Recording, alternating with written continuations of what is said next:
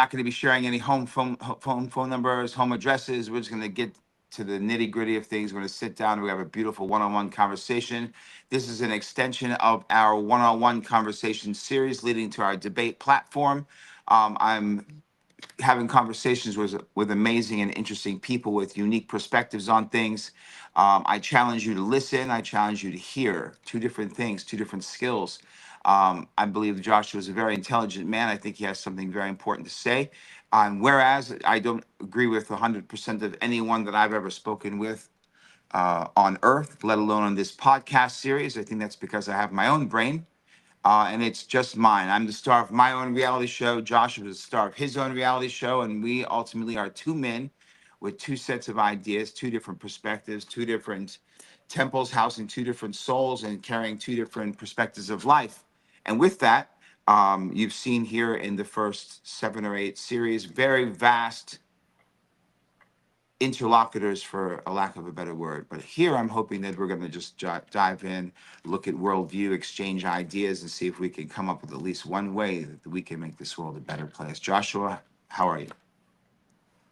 I'm doing great, Omar. Thank you for having me on. I appreciate the introduction. So for those who have not seen my content before, I run a company called Beholden to Truth, and it is tied to my social media on Instagram, Rumble, and YouTube. I focus on geopolitical affairs and doing the Christian mission of trying to get the gospel out to as many people as humanly possible. And I'm also an advocate for my fellow white individuals, in particular in America, but all throughout Western civilization, trying to protect our culture and protect our nations, and just trying to be a truth teller as best as I understand the truth. So that's why the platform's called Beholden to Truth. I love it. I love it. With full disclosure, I've only saw one of your posts, and then I was like, "Huh, I like the delivery." And then I watched one more, and then I messaged you. I didn't want to dive too deep. You know what I mean? I don't want to start creating framework in my mind of somebody. I'm not really into the gotcha stuff. I think that's for like later when we can really pick subjects and we can argue subjects. Theological, political, geopolitical, etc. But I think it's very important more now than ever for people to be able to have conversations. Yeah, everything's become hyper politicized in America. And that is partially representative of this idea that diversity is inherently a strength, which is something that I staunchly rebuke. I think homogeneity and consistency lead to less conflict. And I think diversity leads to more conflict. And that's whether you're talking about religious diversity or ethnic diversity. I'm trying to protect the historic identity of America that has been, for the first 350 of its 400 years, a country for white Christians.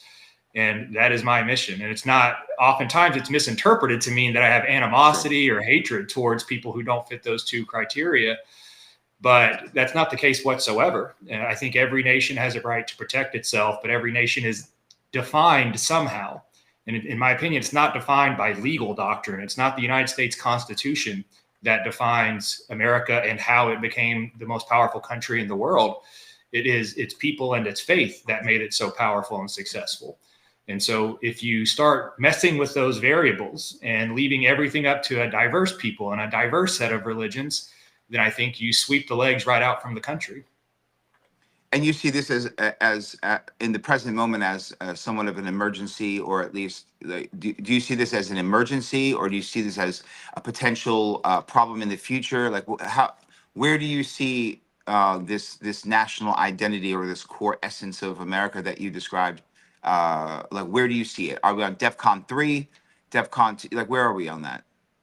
Yeah, I can't remember how many numbers there are in DEFCON status. Four. So four is action. 4 is push the button. Okay, yeah, and I don't know how you qualify pushing the button, but in my opinion, we are in nightmare situation right now.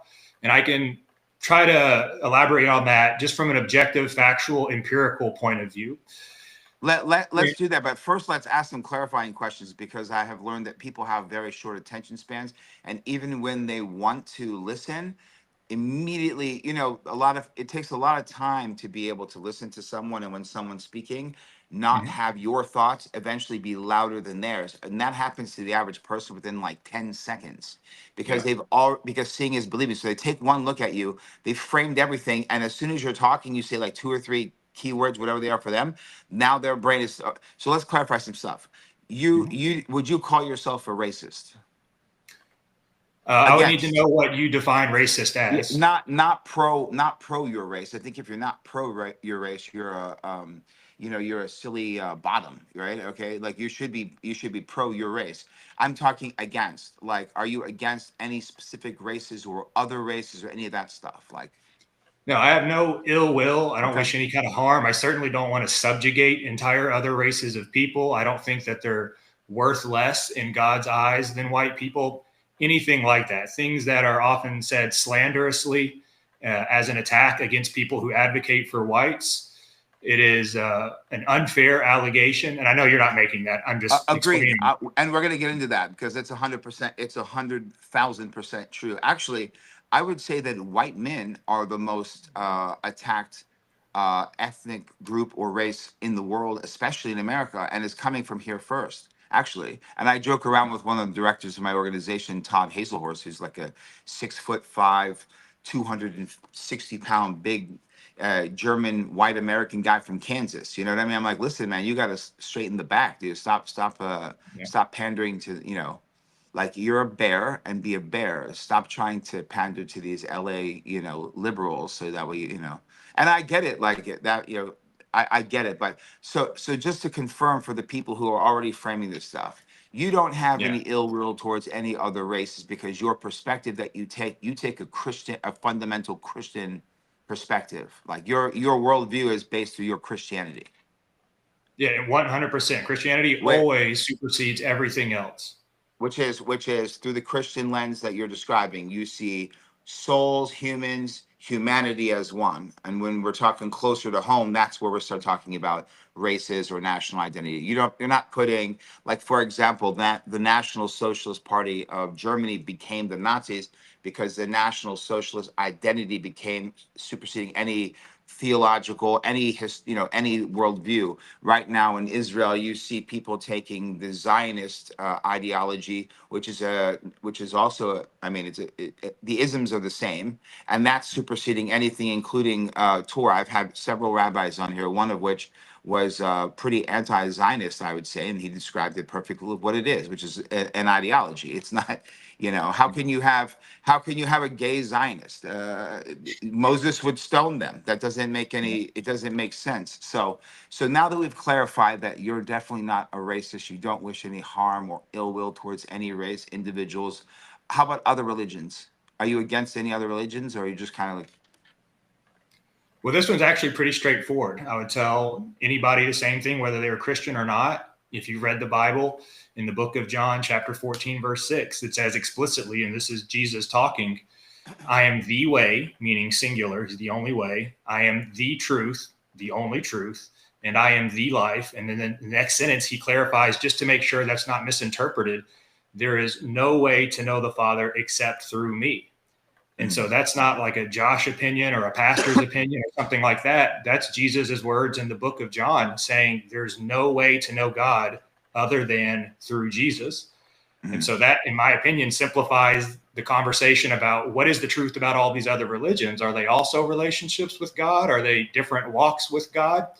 According to Jesus, not according to Josh, no, there's only one way to Jesus or one way to God, and that is exclusively through Jesus. Okay, but technically it's according to John, though. Well, no, John is capturing Jesus's teachings in that book. Yeah, yeah. Okay, real quick, because this is our first conversation. How versed are you in your theology? Like your world, like you're very. Are you in? Are you? A lot of people say I'm Christian, and they just say I've accepted Jesus Christ as my Lord and Savior, and that's kind of the end of their Christianity. And then there's other people like your Jay Dyers, who's like an avid Orthodox and who's on a scholarly level. I've interviewed a man named Tudor Alexander. He is you probably love him. He is a Christian scholar, top level, and so we had a 5 hour discussion. I would say 3 hours of that was theological was theological debate and historical context to that. So is I don't know if that's something you like talking about also, but we can dive into that too. Yeah, I'm just a church-going Christian who's pretty familiar with the Bible, but Okay. I would never represent myself as a professional apologist, or I wouldn't even necessarily say I'm a theologian. I'm just familiar with the text enough to be able to point out and answer questions like you asked. If there's a Okay. specific, like, where does the Bible even say that there's no other ways to know God? Well, there actually does happen to be a chapter and verse for that. Yeah. Yeah. Yeah, okay, we'll get into that. I probably have like 30 hours of theological discussions on these subjects already, but the point of that subject is to basically describe that your worldview isn't, in your opinion, your worldview is not created through some sort of trauma or some sort of like or your childhood. It's based through your faith, which is Christianity, which is I'm assuming King James American Christianity, correct? It was reformed so in 2019. I was agnostic actually for 20 years of my life, from 13 to 33. And that's when I came to the faith in 2019. I experienced a miracle. I sat down and actually read the Bible Okay. for the first time. And so that reformed my worldview. And up until then, my worldview was this weird cocktail of here's what college professors say, here's what the government says, here's what mom and dad said, here's what your siblings say. And that's one of my criticisms, is that if you're trying to live life according to some kind of mishmash of perspectives coming from people who have financial incentives to tell you a certain thing, political incentives to tell you a certain thing, then you're going to get very confused. You're not going to know up from down, left from right, right from wrong. And so the Bible, in my opinion, is the ultimate resource for understanding how this world works and what morality has been deemed by the creator of all existence. And when you say Bible, you're talking about the New Testament, not the Hebrew Bible. Well, I would say the entire Bible needs to be read to understand the prophecies that foretold that there would Yes, be a Messiah and who the ancient Israelites were. Because if you don't know that, you'll confuse that's the a modern Israel with that. it's a very good point. I only asked that because a lot of people just started the virgin birth, like their spirituality starts with the virgin birth. So I had to ask that, and you ask like a simple, basic Old Testament, like how did we get here question, and they're just like, oh, I don't know about that. I'm like, well, that's kind of okay. Mhm. But I'm not into the gotcha. I'm not trying to do the gotcha stuff. I'm just trying No, to it's a have good point, because this is, something that even myself as a Christian, I obviously prefer to read the New Testament, because those are the preachings of Jesus Christ while he was walking the earth, and the apostles and the spreading of the mission and all of that. But this is a common retort that a lot of people will say when I start condemning Judaism and the Jews. They'll say, well, don't you know Jesus was a Jew? And so how can you be critical of Jews? uh, Jesus was a Jew historically, two-thirds correct potentially, and of those two-thirds, one is certainly not what you would call a Jew. A Jew from Judea or a Mandaean from Jordan with John the Baptist is not a Jew by today's standards. He was a Yeah. Torah absorbing Mandaean, or he could have been a Torah absorbing Nicaean, but that's not a Jew. Yeah, Now, it's a very complex subject. if Jesus was a Jew, the way it's framed, then who was he arguing with? Well, he If was arguing with Jesus, the Pharisees primarily, yeah, but also, of, and the Sadducees. But my point is, if he was a Jew like they're a Jew, then there's mhm. no argument. That's my point.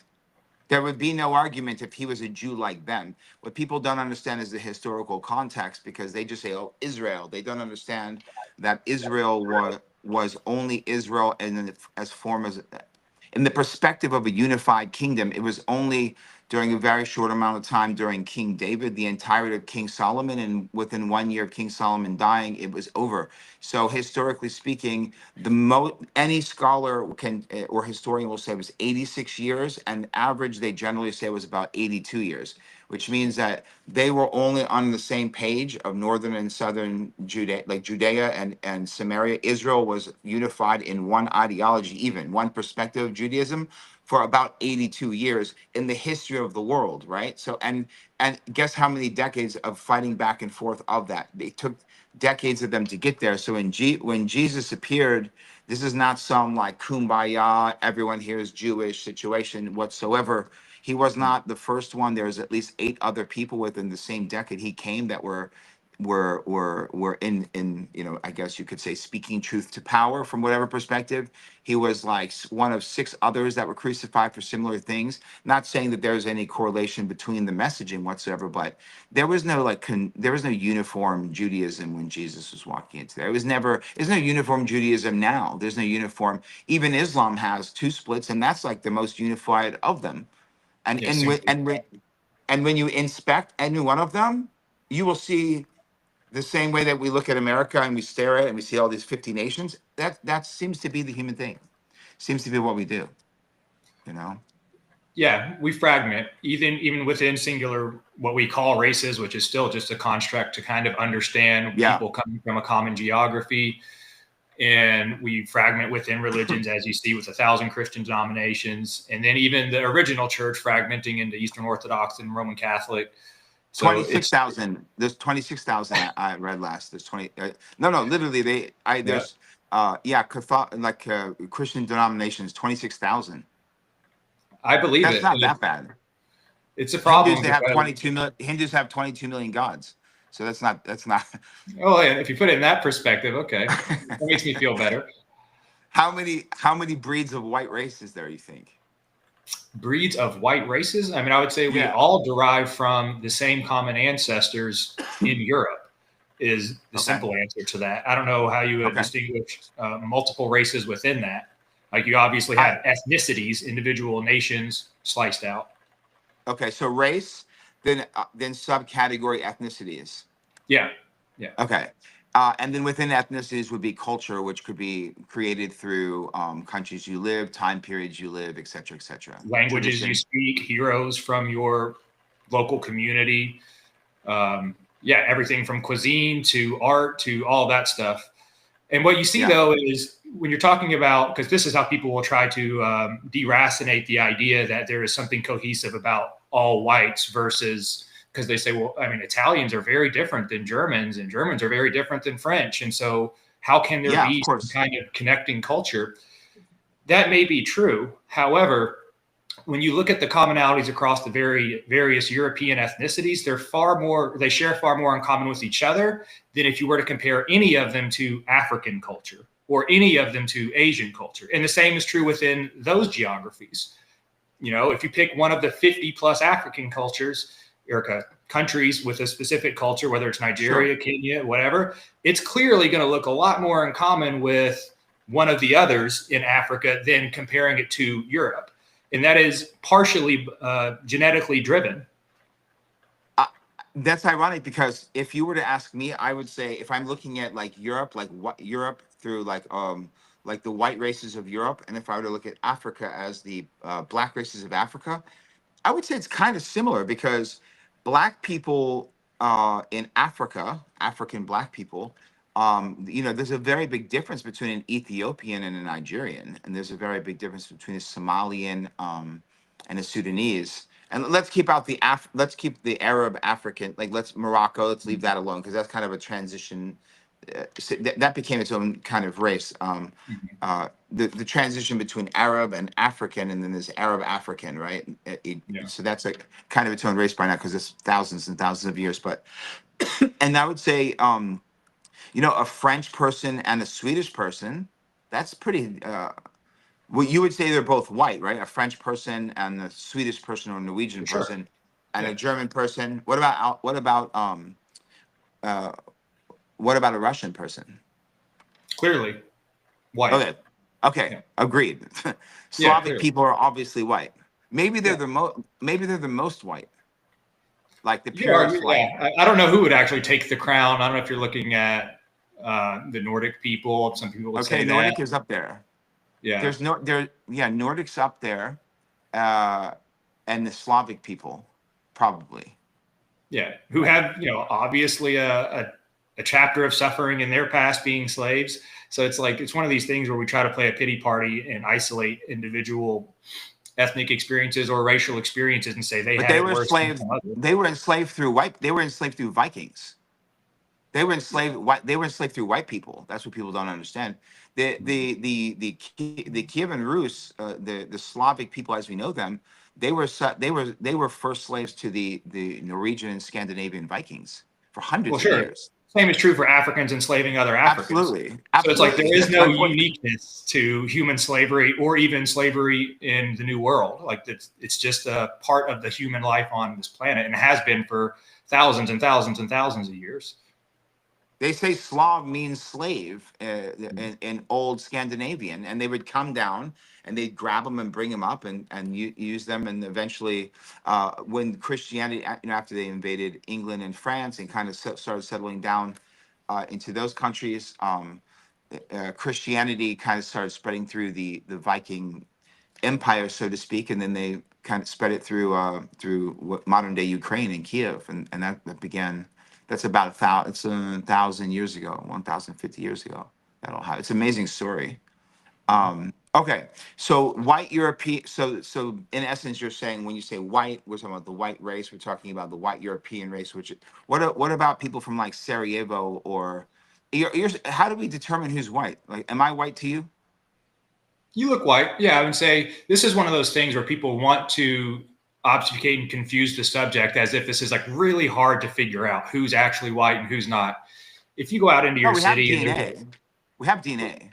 we have DNA, and that is obviously helpful, but not everybody wants to trust a DNA company to run those results, which I don't. Yeah, I don't either. But there's something just called the human eyeball test. You go out into your city and put somebody from Mexico next to somebody from Japan, next to somebody from Nigeria, next to somebody from Britain, and you're going to ask them which one is this, which one of these people are white people. And it could have been a Swedish person, or it could have been a French person, or an Italian, or whoever else. We all know what it means to say somebody is white. They have fair complexion. There's a spectrum of hair colors. There's a spectrum of eye colors. These things are unique that aren't seen in other parts of the world. Okay. Yeah, that's the easiest way to do it. Yeah, like guys, we don't have to pizza, overcomplicate it. We don't have to walk around with the 23andMe to figure out who's white. we don't need to do phrenology where we start measuring the scale of the bones and okay. Yeah, now there's obviously the German measurements. They're like okay, that like he looks white, but he was really African. Look at the scale, the space between his ear and his skull, the back of his skull. Phrenology. Yeah, I mean, there is one notable exception that we have to point out because they did this.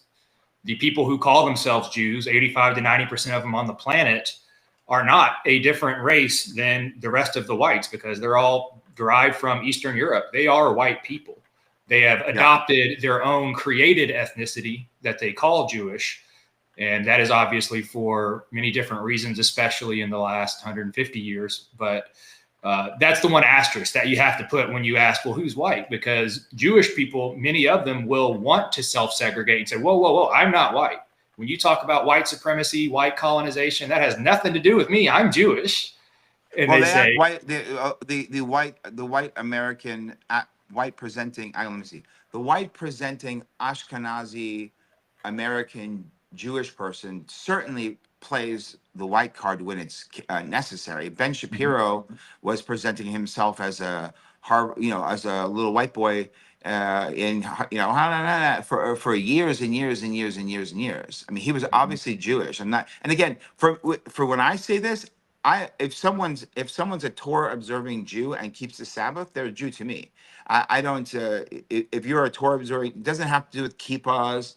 Doesn't have to do with beards. If you're a Torah observing person who keeps the Sabbath, then you're a Jew as far as the Moses law, as far as and believe in one God. Of course, there are those components, but so to me, that's a Jew. So I've gotten in with like Captain Tazariak, and he's like, he's like, they're not Jews, they're not Jews because they go through the mother, and obviously through Avram to Abraham, the covenant is with the father to the son, and the son is and as a Pashtun, like I get that because to us, you're Pashtun if your father's Pashtun, and that goes all the way back. To King Saul. We don't, so we're not playing. We understand how that works. But so I guess what you're saying, are you saying that like a European Ashkenazi Jewish person from who, if they were to take a DNA test, like who's been in Ukraine for the last 1,000 years, is white or is not white? they are biologically white, but Okay, got it. you have to ask them, what do they want to be? You don't get to be both. If you want to claim yourself as a distinct ethnicity, we are Jewish people with a specifically Jewish culture, and we are tied to Abraham and all other baloney that they try to present, that's fine. But you have now officially opted out of white protection because you can't play both cards. Okay, so now when you say white protection, we're talking about like $3.2 billion of annual defense money from America. You're talking about like all that stuff. Like you're talking about like white protection, meaning America protection, or a white card, like pulling a card when necessary. Pulling the card when necessary. Okay. In Yeah. any social settings, whatever, just pulling the Yeah, card. exactly like what you were talking about, how when it's Okay. advantageous for them, they'll say they're white. But then as soon as whites are being persecuted, they'll say, whoa, whoa, whoa, I'm Jewish. Yeah. Well, I can tell you one thing. The one time in my life that would have been most would have been easier to claim the white card was around like September 12th, 2001. That would have been a good one, especially like going into October when everyone started thinking that like everyone on the plane was Afghan somehow. But I still kept it, kept it. I didn't change my name to Scott, so Yeah. I already weathered the Afghan flood. So yeah. So if I choose, so you're telling me basically, right, is that I would either choose the white card or choose the Pashtun card. You're If you were an saying, Ashkenazi Jew. Yeah. no, I'm not an Ashkenazi Jew. Yeah. Okay. But for me, Yeah. I'm just I'm just white to you, period. Doesn't matter. It doesn't matter No, if you're my white family's presenting. thousands of years Afghanistan, none of that. You're white presenting. And I think as long as you are assimilating into European culture, then there shouldn't be an issue. But when you have people who have a historical grievance against white people, whether it's slavery, whether it's colonization, anything else, and you have an ongoing unforgiveness of those events, and that resentment is not going away anytime soon, no matter what form of reparations that have already been paid, then at that point, I would say you're unwelcome in a white country. Got it. And Even if you presented white, but as you said, you might be from Afghanistan, something like that, then you can't I'm be from openly hostile to our ancestors and live in our country. Yeah, oh, I completely agree. It's always funny to me, like how come people move from, Russia, from Iran, from all these countries where their languages and culture are very different than English and America, right? They learn the language. They come in, they start companies, they pay their taxes, and the people that come from like South American countries, and they don't even learn English. Like to me, my father, with my, I was born in Arlington, Virginia. I was born like 2 months after the Soviet invasion of Afghanistan. But my father went from, being the son of a very powerful warlord with a family that's basically running the country to, tanks bombing everything and guarding parking lots in Queens, New York with a baseball bat at night because he couldn't speak English.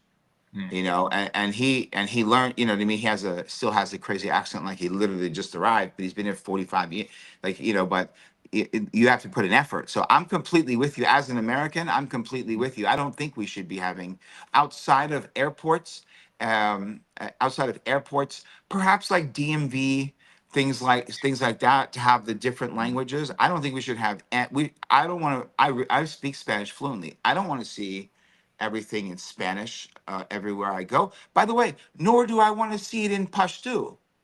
Right. Okay, I don't want to see it in Pashto either. I don't want to see Arabic everywhere. If I did, you know what I mean. And so I'm with you on that. And by the way, I started a petition just to kind of to tell you where I'm at here. I started a petition during COVID in 2020 to change the official language of the United States to American. Well, We I don't know only if I had would agree with 1,100 that. votes, huh? So I don't know if I would agree with that. I like to say that it is English because that's obviously the inheritance of England. But we don't speak English though. We speak American English at worst. Yeah, it's obviously evolved and the vernacular's changed and even the dialect and the accent's all different. But I think it is a noble thing to do to acknowledge where it came from. See, okay, so this is where the whiteness between you and I would change. I don't have any. I have zero connection to England. It's a Like good point.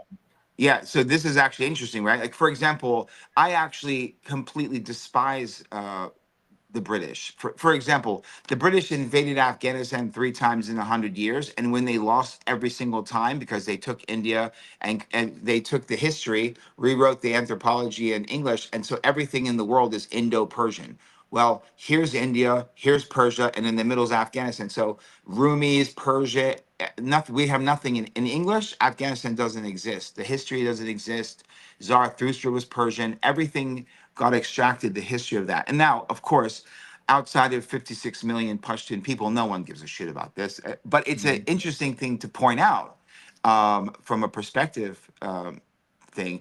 I don't know if we can ever, it's interesting to me, Josh. I feel, and just looking at history, I feel that when we have these conversations like people, eventually what happens is that the color of the skin alone only would work under emergency circumstances. Like, for example, um, when Mehmet was with the Turkish and they were invading Constantinople, right?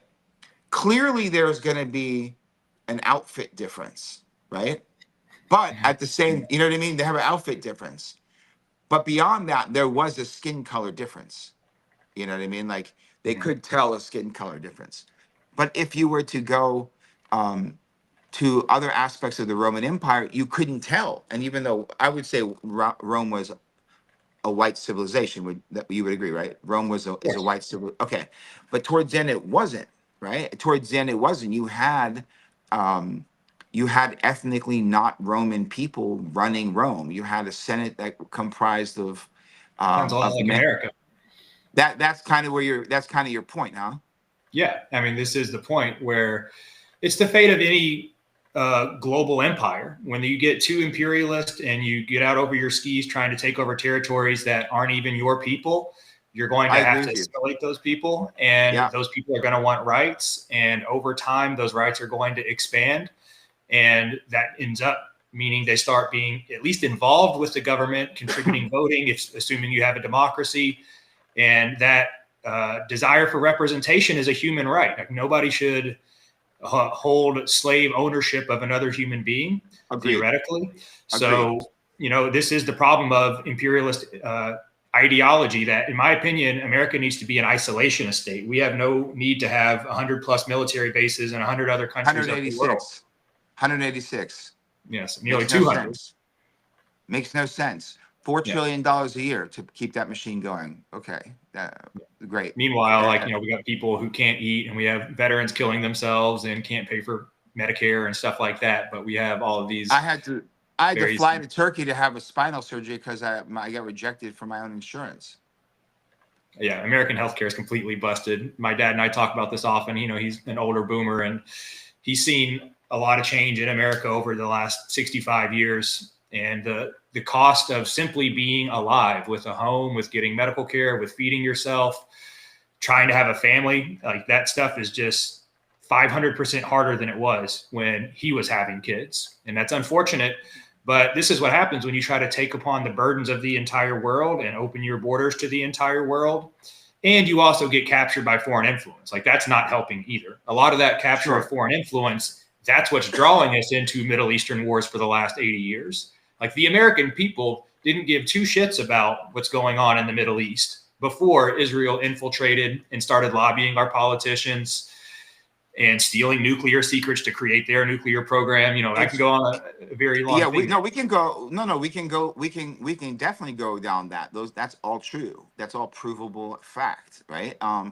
The thing though is the tricky part with the last statement you just said about the last 80 some years with the formation of Israel at the behest of British controlled Palestine is around that exact time is really when the oil started. So it's hard because that's when the British Aramco, Saudi Arabia, or so it's hard because we were going for that too. We had an industrial revolution, and then we started, and then went from trains to cars, and then cars to everywhere, and planes, and so on. So it's hard because that's where all the oil was in the Middle East, especially at that time. It was like we struck gold, all hands on deck. It's like finding the first ocean. Everyone started building boats and putting it in that one body of water as opposed to looking for, to crack the ground and find other water. Like, Yeah, so that's the that's a, truth. America got in bed and essentially married the devil on this entire. And we even pegged the dollar to oil, right, yeah. instead of gold. So it's easy to just put all of the blame on Israel infiltrated, and they use us as a golem to do everything they want, including expanding their borders. Good word. And some would argue, from a religious perspective, trying to deliver Good the word. Antichrist. Let 1% of the audience will understand what that is. The Which golem. part? Only my Jewish viewers will understand a golem. Oh, a golem? Yeah, Yeah. well, they should go read the Kabbalah and find out No, what it no, means. only yeah. Like Mendel, who's on here, he knows what that is. Yeah. Yeah, actually, America is. That's so funny. That's actually true. It is true. Here's going back to when we're talking about Rome, and Rome was like probably one of the largest white civilizations of all time, right? And I mean, it's Rome. It's 1,000 years. It's a white European civilization. Its downfall, 100%, was the over diversification, you could say, from the power structure perspective. But I would say that the formation of the Catholic Church was its ultimate downfall, because the reason why Rome was wise, because they were able to when they're fighting all these wars against the of Germania, um, and they have to, oh my God, the Germans are rising again, let's go. And then they would sound all the horns, and then when they would start forming, the military would start forming from different parts of Europe to come there. The reason why they were able to move so fast was because they would honor the local gods. So the military would come through, the leader would honor the local gods however they want, and they would be allowed to pass. They wouldn't have to fight wars everywhere they go. And as soon as the first ecumenical council was formed and finished in 325 with Nicaea, that really started the Catholic, the Romanization of, through the spiritual Romanization of the Roman Empire through the Catholic Church, and people rebelled. And so when shit would go down in different places, they couldn't move as fast. They simply couldn't move as fast. And so what did they have to do? They had to start bribing and making people Roman in different areas. So now they're Roman, because the state of Rome superseded any religious beliefs, including Roman gods. Uh, just like how Zionism, you can see the Star of David and the flag, it supersedes Torah in a Zionistic ideology. You can say I'm Zionist and say you don't keep Shabbat, but you can't not keep Shabbat and the rabbi will say that you're a practicing Jew, right? So that's the thing. And so I feel like from that perspective of what happens through history, what happens is that um, we say aesthetics isn't enough. Like, you're Roman and you're wearing the toga, that's not enough. So what we have to do is we have to have some form of ideology come above. Like, for example, we're not just Germans. We need to have an ideology. So National Socialist Party, so the socialist concept started working, but they had to rise it up one, and that's where the Nazi came in. So that's part of the downfall that most people I don't think are aware of, is that the step from the barbarians at the gate is taking some national ideology, and then it supersedes everything, including your Christian values, including your moral guidance that's inside of us, like the objective moral fabric of humanity, right and wrong, so on, so on. And that's what we're witnessing in Israel, in my opinion. It's a challenge for Christian It's the people. fear. Well, there's obviously the Galatians quote about there's neither Greek nor Roman nor Jew nor Gentile. And so in that regard, Christians have to see everybody as on the same team in terms of humanity and all of equal worth. But a lot of times that can be misinterpreted to mean that, so what, borders just shouldn't exist? All of the tribes that God intentionally designed differently, with different genetic attributes that drive different sets of behaviors that manifest themselves in different cultures and different civilizations. It's living in denial to say that those different tribes have different lifestyles and they have created different civilizations, and that's okay. Like, they clearly were designed differently with different outcomes. And so we can all be brothers and sisters in Christ, but we don't all have to live on top of each other. And when there is an artificial force that comes in and says, no, you have to live on top of each other, that introduces conflict. And that kind of undermines the whole idea that we can all be brothers and sisters. But in the same way that I don't invite everybody who goes to my church to live with me, because that would start to diminish my ability to provide for myself and for my own family. Yeah. It's no different. Well, And you can extrapolate that analogy to a neighborhood, a city, a state, or a nation. That, you know, we have to have borders, and those borders have to be representative of protecting a certain people. Well, that was the liberal white guilt. Yeah.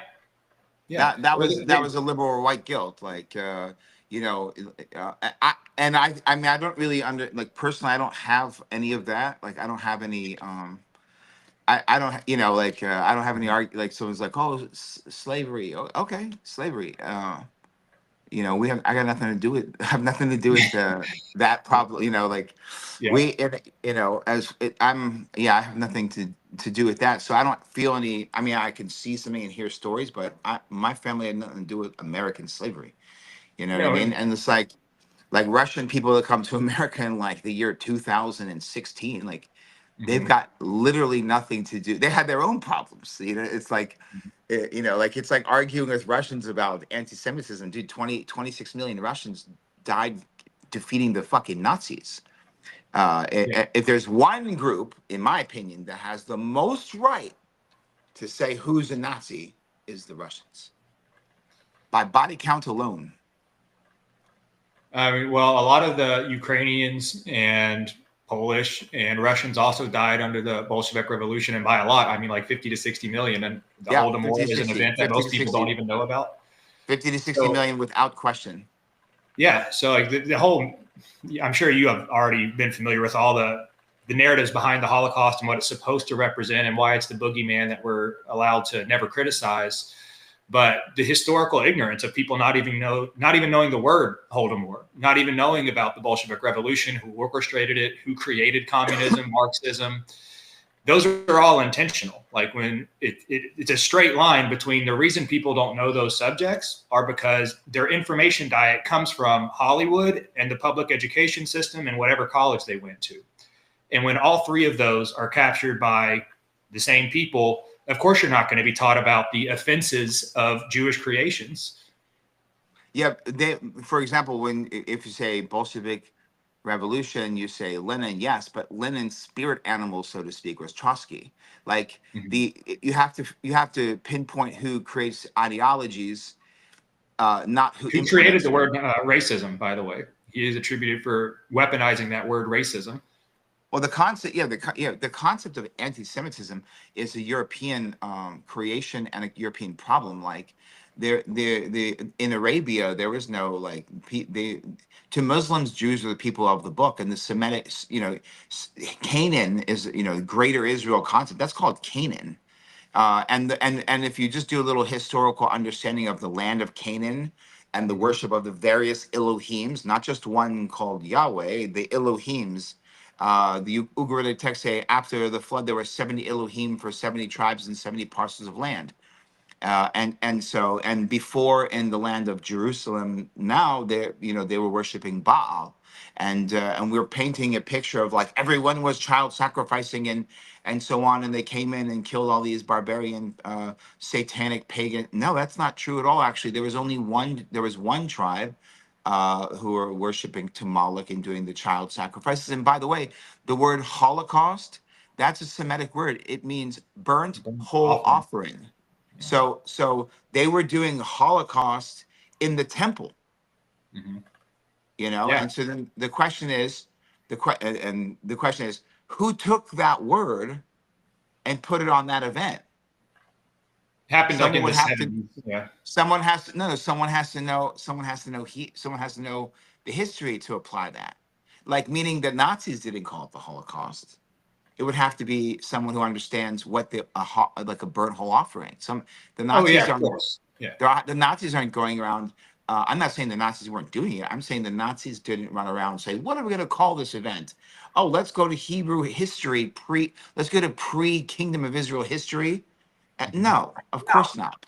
They would have named it. They would have named it they would have named it something Germanic, something something occult, like and anyway, so nationalism. I fear that the overcorrection here in our great country of America. Look, let me say that I believe that the American Christian is one of the best and most giving people on earth. When you see something like a flood in Haiti, you can look at the amount of money that American Christians donate, citizens donate to something like that, and then look at what the all the governments of the world give, right? You can't compare. Look at every single event, natural disaster that's happened, whenever we kept records of it, all right? And that is a Christian charity, right? And so I would agree with you that Christian charity can go too far from playing on the tugs. What would Jesus say? And they're like, oh, you're right. Jesus would let them dot dot dot, and that's kind of true and kind of not, and that's the problem. It just depends on what your Jesus is. My Jesus is more combative. My favorite Jesus is flipping tables, calling balls and strikes, calling bullshit. You know what I mean? He's saving a lamb because he knows that it's we've been preparing this lamb to eat it for a while, and it's Shabbat, sure, but this lamb is a part of a bigger picture. You know what I mean? You're not going to be like standing on a boat during Shabbat, and then there's a hole in the boat, and you're like, guys, we can't plug the hole because it's going to be considered work, and we're going to drown. This must be God's will. No, plug the fucking hole, idiot. Right. You Well, know? that's exactly what Because Jesus taught. He said, if your donkey falls into a pit on the Shabbat, yeah, the donkey, and get yeah, it out. the donkey, Like, come on, yeah, the guys. donkey. But that's a refute of Talmudic legalism. Back then they wouldn't have called it Talmudic because the Talmud didn't exist, but it is the Or practice of legalism to conflate yourself as a more adherent and more godly individual than others because you're following the law to the letter and somebody else isn't. what do you think of the Pope and the Vatican? Good or evil? I can answer first if you like. You can go ahead. It's your choice. No, You want you me can go to? ahead. Yeah, go ahead. Me, Pope and Vat, evil. Evil. Yes. Okay. You?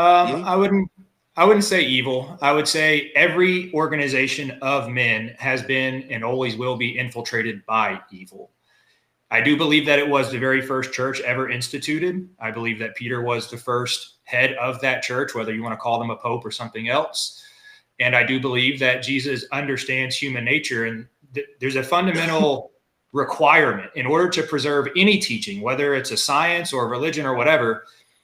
In order to preserve a teaching, you have to maintain consistency of how that message is passed down over time, which means establishing a canon, which means establishing a hierarchy. Somebody has to decide, no more books. Okay, no more books are coming into the fold, and we're not going to take out books.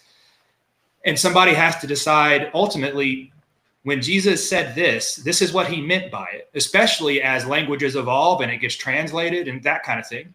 So people who are sola scriptura, who say, look, as long as you have the Bible in your hands, everything you need is in there. 27 canonized books.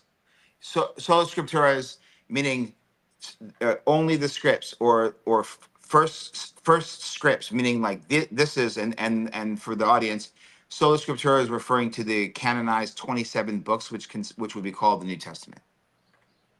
Well, I think it also includes the 39 books of the Old Testament as well. That the whole Holy Bible is everything you need to know. You don't need to consult a church father. There's no need to do that. And if you wanted to interpret things basically however you liberally want to, then clearly God allows that because they say that you shouldn't be required to be a part of a church. And I myself am Protestant, so I'm not Catholic. That's just what you're saying goes against Catholic. The Catholics say that the vessel of Christ on earth is in fact the Pope of Rome. It's been like that for 1,700 years. When you say it's the first church, it wasn't. There were thriving Christian communities and churches forming in the way that Jesus would form. There weren't gigantic towers and converted Babylonian castles, but if you can go and see early writings in Alexandria, Alexandria was like the Mecca of Christianity for the first 300 years. Unbelievable writings were created during those times with amazing Well, it always scholars. comes down to the statement about the cornerstone and appointing Peter, whether or not you believe that was an appointment of the head of the church, or if that was just him establishing a church with no formal head of it. And the way I interpret that verse is that he did isolate Peter to lead his flock. He tells them that, lead my flock, Okay. provide for them. And so I think, and that's also just a matter of human nature. I think Jesus understands people have to have leaders. That doesn't mean you should bestow upon them the equivalence to God. Absolutely. That's my point. That's why I Yeah. said evil. No, that's it. That is the line. That's But why I that's the said thing, evil. though. Here's the problem is that if there were popes who came along or bishops and cardinals who came along and elevated that position that Peter originally held, they later elevated it to equaling it with God.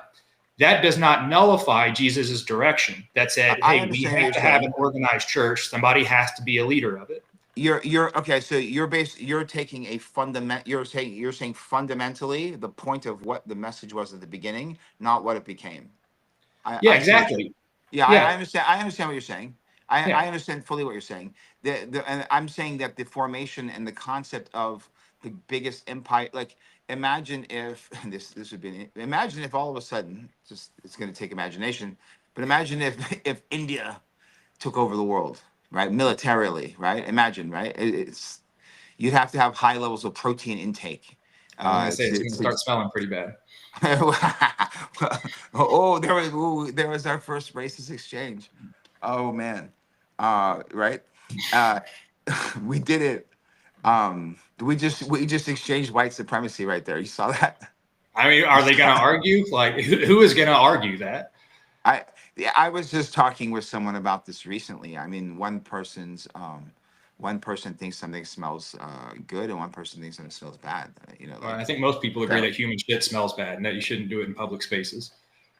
And you shouldn't swim in shitty water. Yeah, and you shouldn't consume it either. But No, these are Western no, standards that clearly, I mean, when you start talking about ushering in thousands, if not tens of thousands of Indians, you think they just discard all of that culture that their parents grew up with, their great grandparents, and all up and down their ancestral line. They have different cultural norms no. that I are mean, not welcome. they're like let's get one thing straight. Like they're very ancient people and a very ancient culture. There's a significant wisdom, um, in the Upanishads and the Vedas and in the way that they were able to keep calendar, astronomy. Like they are a ancient and great people for sure. We're talking. You and I are just exchanging jokes on a social level. Like, no, I don't want my house to smell like an Indian restaurant, but I also don't want my house to smell like a taco stand. I don't want my house to smell like Burger King either, right? So I understand what you're saying, but let's just pretend in this imaginary world that India decided, you know what? That's it.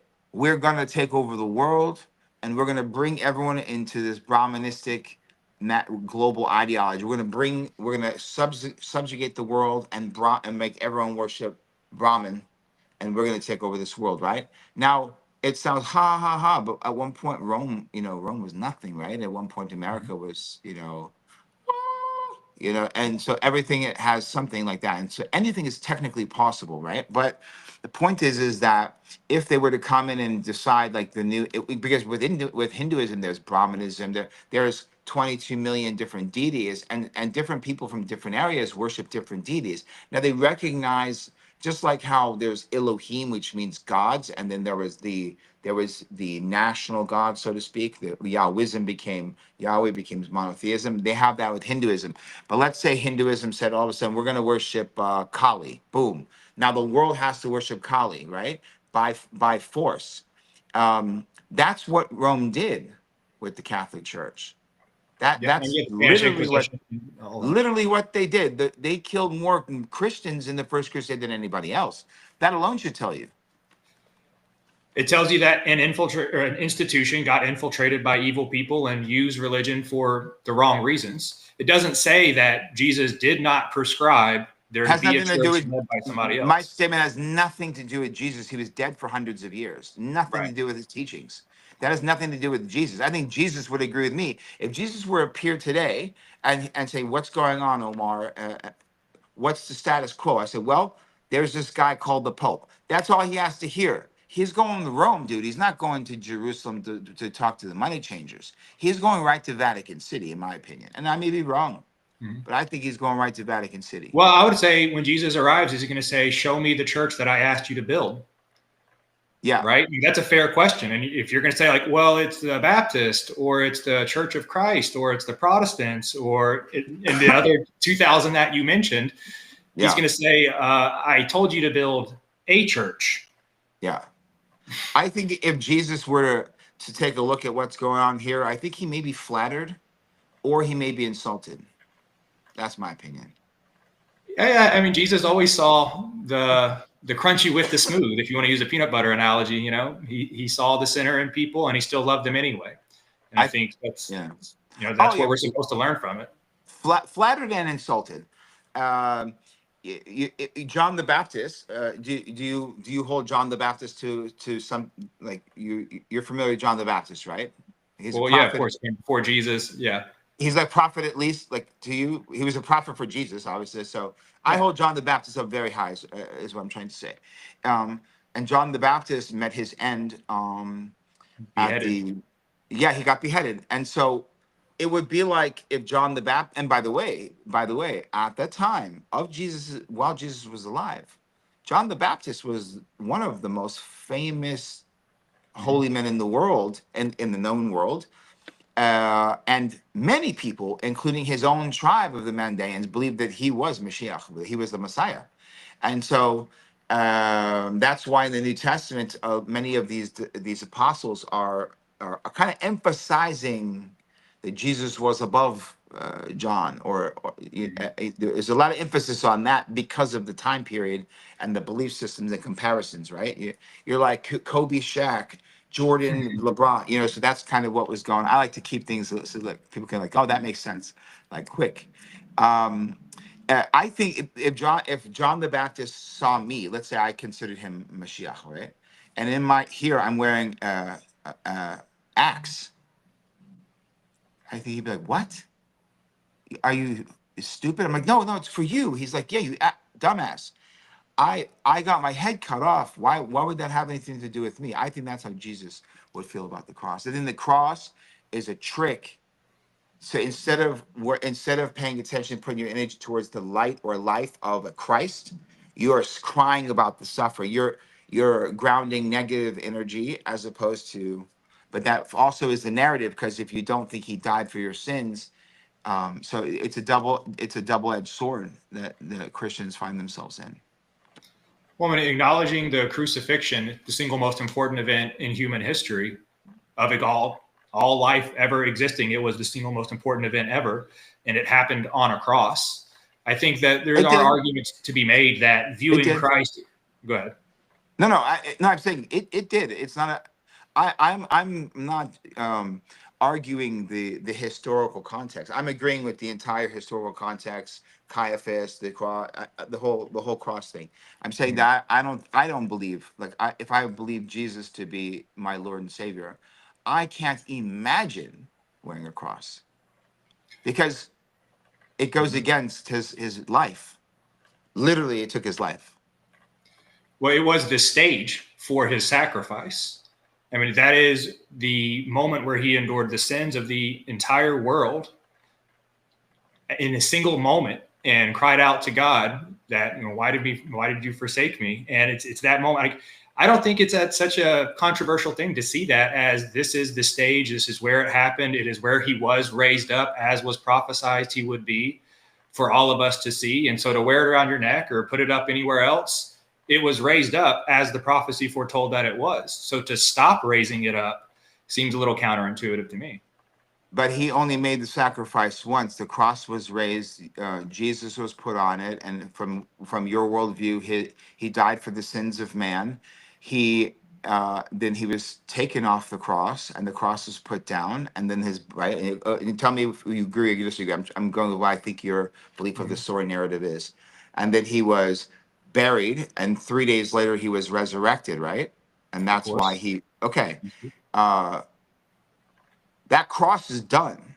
It played its part, is my point. It's an inanimate object. It's a cross is the same thing as having a Buddha. Okay, it's just an inanimate object. It only has the power you give it, is my point. And so it played its role according. It's you said it set the stage, played its role, then it's cast aside. It should be cast aside because he was taken off of it, buried, and then resurrected. That's the story. Yeah, but the That. correlation is a moment in time that is more important than any other moment of Jesus's life. So to have a bust of Jesus in your home or a portrait of Jesus in your home, that's one great way to think of Jesus every day. But to see a cross or even him on the cross, that is specifically calling back to the single most important event in human history Okay. and the only reason Okay. that you are saved. Okay. Okay, that makes sense. Okay, I think that's like the first time someone's actually explained that to me a little bit. I'm like, okay, that actually makes sense. The same way a Jew would wear a kippah, say to remind you of God. It's a specific reminder of a specific point of the entire narrative, for example. Yeah, it was the stage, but it was also a moment, the moment. Yeah, that's what makes, forget the stage. I'm saying the moment, because that's the crucifixion was a punishment for a capital offense. So Yep. if you claim to be the king or an emperor, or try to assassinate the emperor, or say I am the king of the Jews or the king of Judea of Roman controlled area, you're getting crucified. They would crucify people who would fight against Rome. Like, so it's not like some unique punishment in Roman history. It's unique specifically at that time period to capital punishment. It's a specific capital punishment, and it Right. was not the only person to get crucified. Oh, yeah. Yeah. So that's kind of my thing here. So when you say when he was praying to God, so you believe Jesus is the Son, you don't believe Jesus as God. You believe No, Jesus no, is the. Jesus is absolutely God. And But you people said he often was want to praying to dissect the God. Trinity. This is a conversation about the Trinity, the Father, Son, and the Holy Spirit, and whether or not that is a triune God, three parts that are all one, three aspects of one versus separate beings. I think I have the traditional belief that most Christians hold that they are all one entity, in the same way that you can hold the role as a father and an uncle and a son. And at times you are talking from a different voice and holding a different position based on who you're talking to or what you're doing. That Hmm. one doesn't nullify the other. When you're the uncle, that doesn't stop you from being the sibling to your brother or sister, nor does it stop you from being the father to your children. But I'm still in the same casing. I'm still in the same house. When I walk to my son or my daughter and I speak to them as a father, and I turn around and I see my brother and I speak to him as a brother, and then and so I'm still in the same being, and I'm still the same personhood. But then when I look up or close my eyes and look inward and speak to the eternal creator, Yeah, the problem is you're a human. I God's not. am. God is omnipotent, omnipresent. So he can be everywhere at all times in human form and in spiritual form. That's the Have very you, Joshua? Have you ever read the Gospel of Thomas? Thomas. Is that which one is It's that? one.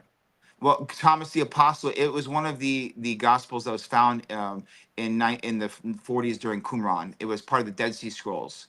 It's 112 sayings that Jesus says, and the Savior spoketh, and so asked, and the Son of Man says. It's basically 112 sayings that were written down by Thomas the Apostle that Jesus spoke. I believe Yeah. it to So be accurately. I believe it to be historically accurate and true. I believe it to be a real doctrine. They found it with the rest of the Dead Sea Scrolls. The majority of the Dead Sea Scrolls all it led credence to the chronological uh, put an end to the chronological debate of a lot of the New Testament, because it was nearly identical word for word to a lot of that. So it's like, okay, so is John accurate? Is it not? Well, they found this stuff that's thousands of years old there. So the guy, I'm just saying, from an inspirational perspective, you seem like a person who likes to be spiritually nourished, and I feel like if you hold Jesus to such a high standard, you should certainly read the Gospel of Thomas. I think it's a beautiful work. well, there's It's been a a lot of good chatter about the non-canonical books, especially this year. You probably saw Wesley Huff trending after he did that interview with what's that guy's name? I should Billy remember. Carson. Billy Carson. Yeah, Yeah. Billy. Yeah, but arguing with Billy Carson about Old or New Testament is like arguing with me about soccer. I don't know anything about soccer. I understand World Cup. I understand FIFA, but I don't know. I'm not here for that. Billy Carson's ancient history. His Anunnaki. His Sumerian history. His correlation between Vedic text of creation correlating with Viking lore. He's a that time period. He's not. He's Atlanteans, Lemurians, reptilians. He's not New Testament, Old Testament, dude. Well, yes, the problem is he presented himself as an authority on those things. Like he presented those non-canonical books as equally true as the traditional canon. And so Wesley Huff called him out on why those other gospels, like the Gospel of Judas, the Gospel of Mary, Gospel of Barnabas, he dissects each one of those books and says, here's what they found when they dug into these and why Yeah. you should consider them to be part of the canon. And like I said, I'm not a formal apologist. This is a guy who spent 10 years doing this. Yeah. No, we're just and I want to get back to the other subjects we were talking about. But yeah, I think but a lot of what Wes Huff was saying was also dispelled by other biblical scholars, such as what's his name? He's phenomenal. I'll remember his name. Dr. Bart Ehrman. Dr. Bart Ehrman, he is like one of the world, he is considered one of the top New Testament scholars in the world. He's a professor. He's not a PhD student. Wes Huff is a PhD student, right? He's not a professor. Bart Ehrman's been a professor of New Testament for 40 years. So like, there's just a different level. The Gnostic Informant and all those other guys already ran through Wes Huff stuff and picked it apart, and like 35% of the stuff he said was actually incorrect. But that's what happens when we're just kind of going off the cuff. Billy Carson said things that were incorrect. Wes Huff called him on that, but then Wes Huff said things that are incorrect. If you and I start diving into stuff and we start talking about Islamic history, or we start going into Old Testament, I may say Genesis 12:14, but it was really 14:12. I'm not really here to nitpick that type of stuff at the end of the day.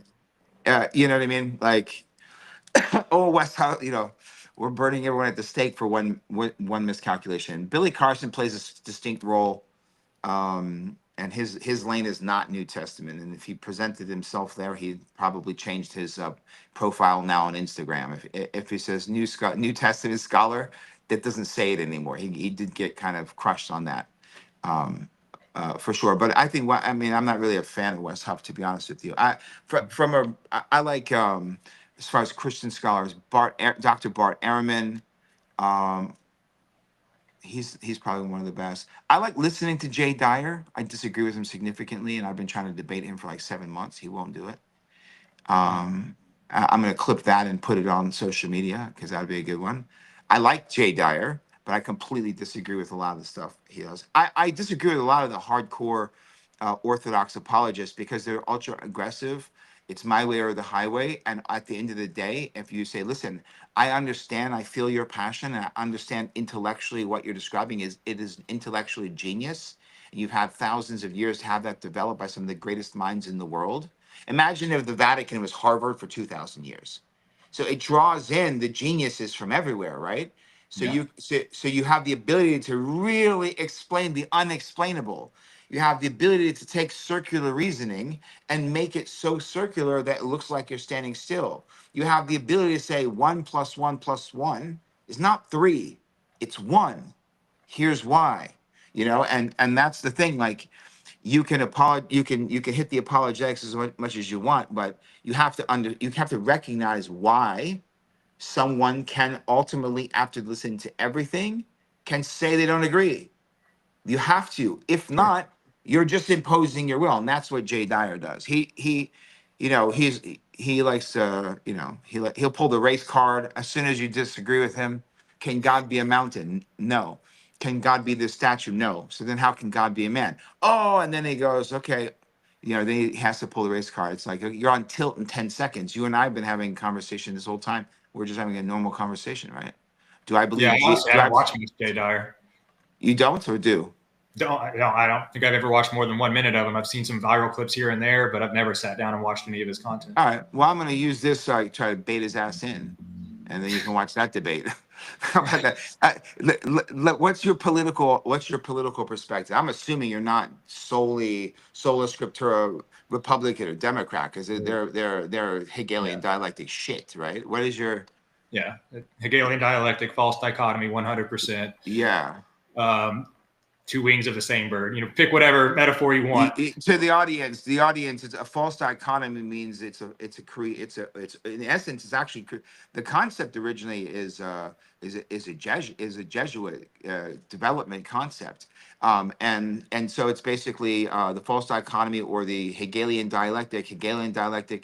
George Friedrich Wilhelm Hegel was a philosopher, psychologist from the late 1700s in Germany, and he understood that the mind has two perspectives. So what he did was he said, thesis versus antithesis equals synthesis. Geopolitically, you take fund Iran, fund Iraq, let them fight, pull funding from one. That's like carrots and sticks, for example. And how you use it in your real life is you're on the first date. Hey, Susie, are you hungry? Yeah, me too. Would you like Chinese or Italian?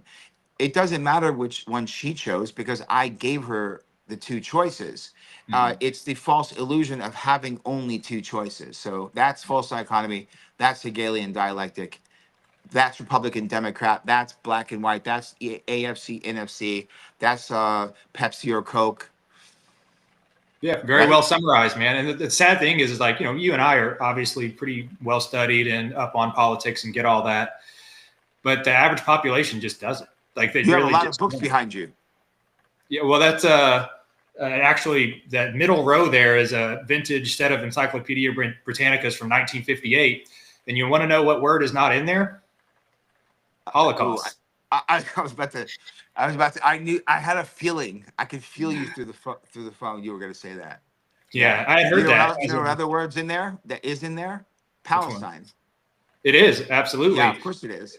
Actually, the other day, this is how I spend my free time. I was looking at the World Almanac from 1948, and it talks about the creation of Israel, and it's like happening live in real time at that point. And it gives a month by month summary of the year before, 1947. And it is littered with dozens of references of Jewish terrorist attacks, the Irgun and the Haganah. And it's so funny just because all of that has been memory hold. Like, Jewish terrorism, what is that? Like, they even take credit for inventing terrorism. Yeah, but anyway, that's a side the first political party was based off of that's history revisionism. Like the first political party was originally that I can't remember the name of it because I'm an breath thing. It was a terrorist group. And then they became a political party. And by the way, like, okay, hold on. Let's because I want to go back to political because we hit Hegelian dialectic and went on it. So, do you have a political like party or a framework, America? Like, do you have? Is there because it's not because right now I'm assuming that you're leaning more Republican, but I'm assuming that you're seeing through the bullshit. Yeah. I'm just guessing. I'm hoping. If not, we can clear it up real fast. And there is no, like, where is it? Either, like, where is it? I'm entirely opted out. I don't lean towards Democrat or Republican because Republicans just represent Zionism, and the Democrats represent communism. And so it's like the false dichotomy of you have to pick communism or you have to pick being slaves to Israel. Yeah, I'm not picking either one of those. I'm entirely opted out. But even more honestly, I actually just don't even genuinely believe in the reality that we have a democracy at this point. I don't actually think this whole voting process, I don't think the votes are actually tabulated and democratically honest. I think that the presidents are not elected. They are selected well ahead of time. That has to be obvious by now to everyone. That has to be obvious over the last two presidents. Come on. After the Biden election, Trump, 2016, I think Trump actually won. I think he won that.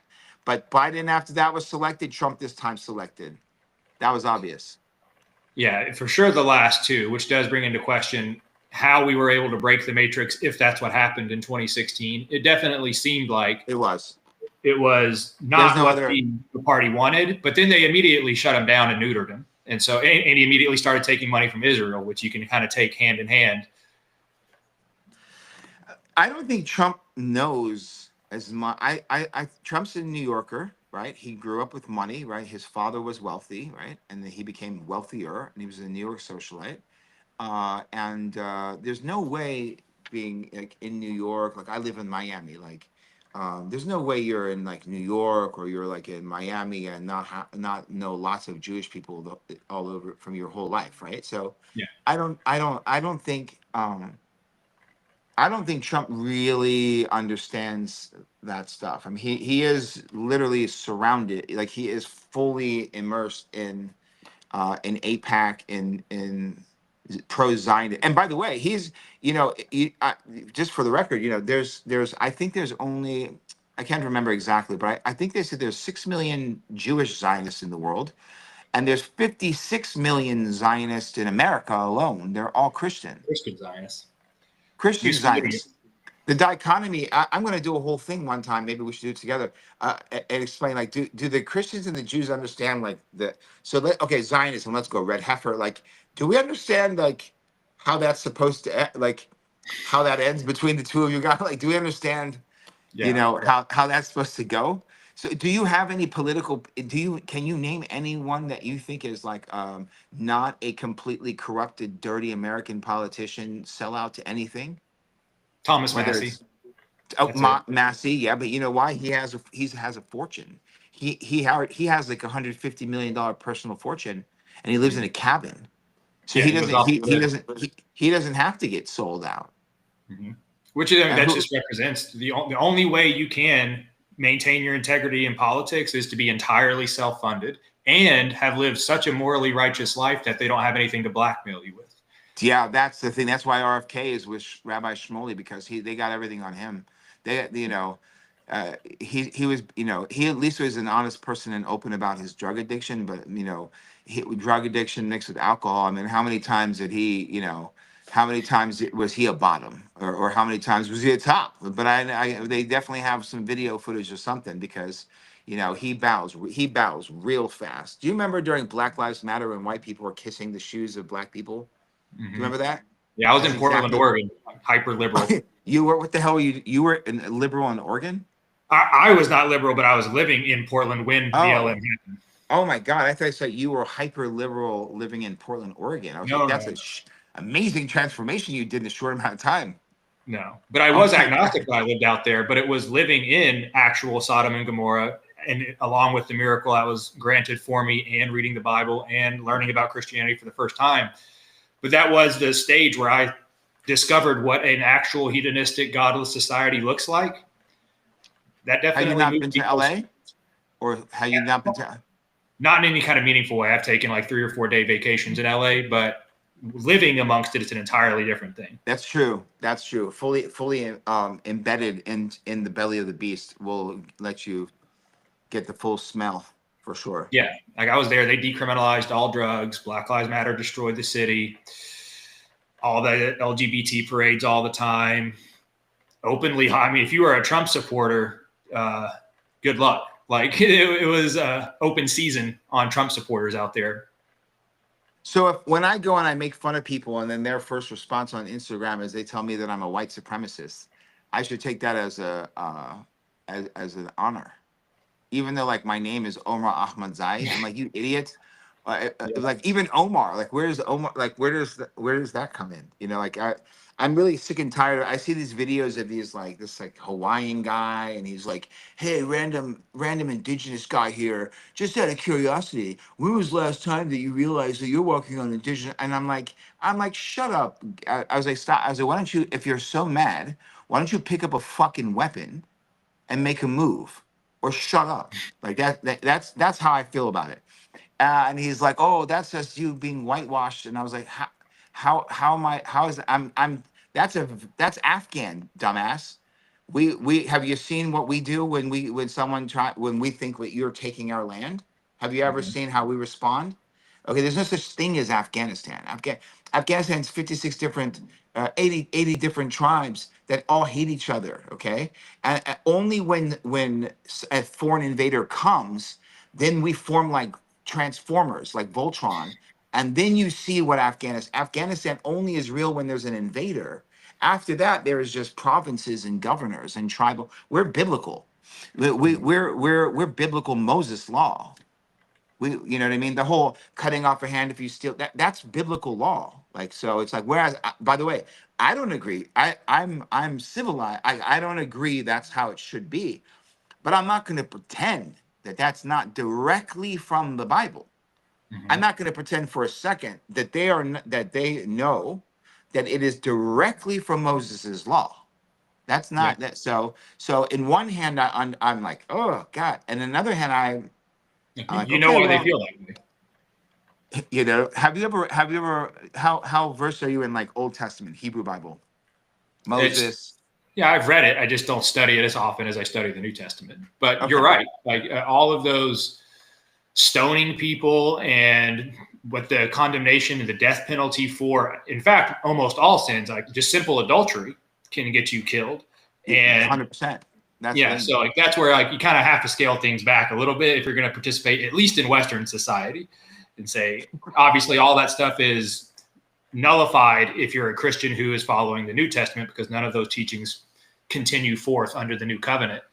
But if you're living according to the Old Testament alone, then you can justify some pretty severe penalties for for the things that America has normalized.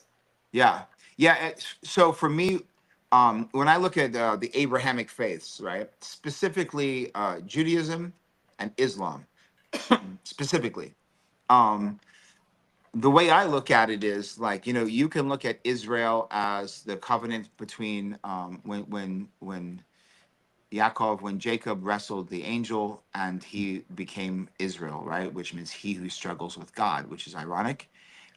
And then they said that land will be right in his tribe, and then those the 12 tribes of Jacob, which is the 12 tribes of Israel. And by Israel, it's not Judea, it's Israel, it's the whole former land of Canaan. Okay, if you want to know what biblical Israel is, look at Canaan.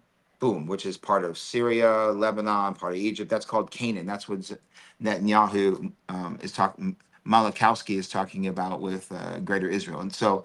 Um, but they say the covenant is also a people with the book, a people, a book, a covenant on a land. That's a spiritual concept of Israel, and I have a lot of rabbi friends that have different perspectives of that, and I see all theirs.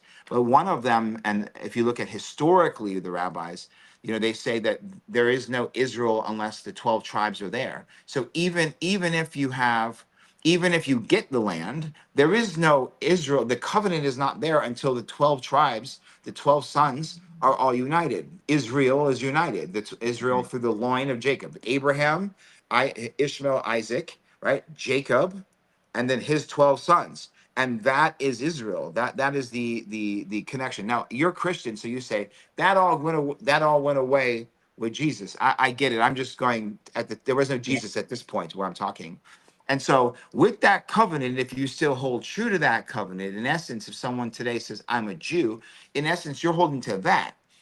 And so the idea that you're going to say that someone is Jewish and not observe the Sabbath, that's a stonable offense.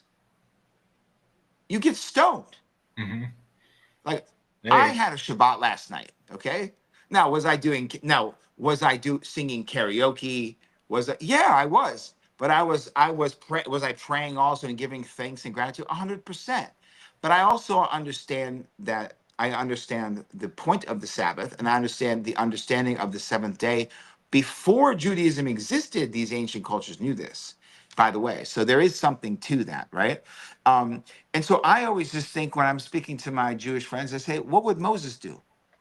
So when you promote the largest gay pride parade in Tel Aviv, what would let Moses appears? What's going to happen to the people? It's golden Moses is calf. going to come down from the mountain. He's going to see you guys It doing that, and he's going to be golden pissed. calf. It's going to be golden calf.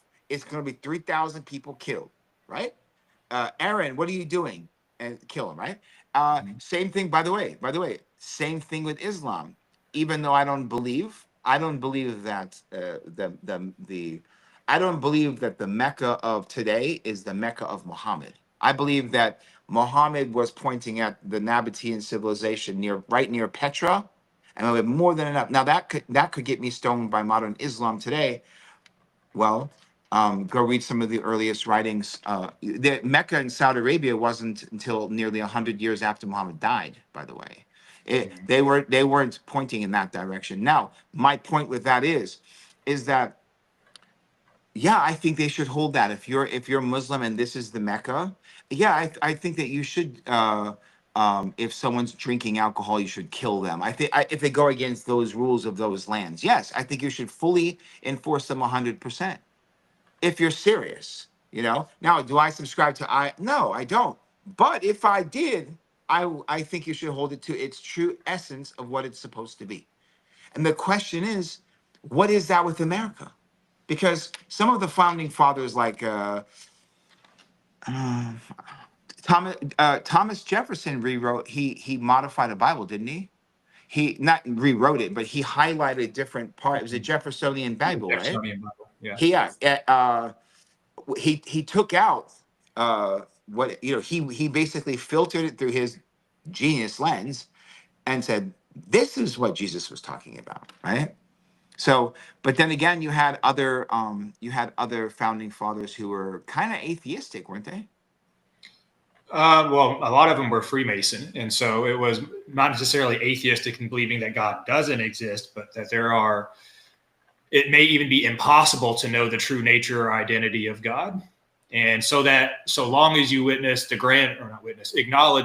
grand architect, as they call him, then that's good enough. Because, basically they say we have to have a spiritual culture and everybody has to acknowledge that there's something above humans. Otherwise, people elevate themselves to godly status, and we know that doesn't work. So this idea in 1776 and forward was the hijacking of America, coming from originally being a country devoted to Christianity to a very small tweak to suddenly in God we trust, whoever God might be. And that was, in my opinion, the beginning of the end. It's not like we're cooked now. We've been cooked for a couple hundred years. By design. Yeah, by design. Yeah, by design, for sure. Yeah. The enemy from within. Mm-hmm. And they're just really good at it. Like they're liars. They've always been liars from the start. And what are you going to do? Who's they? You're talking about Jewish people? Yeah. The synagogue of Satan. I would say the Jesuits did. I would say the Jesuits are more.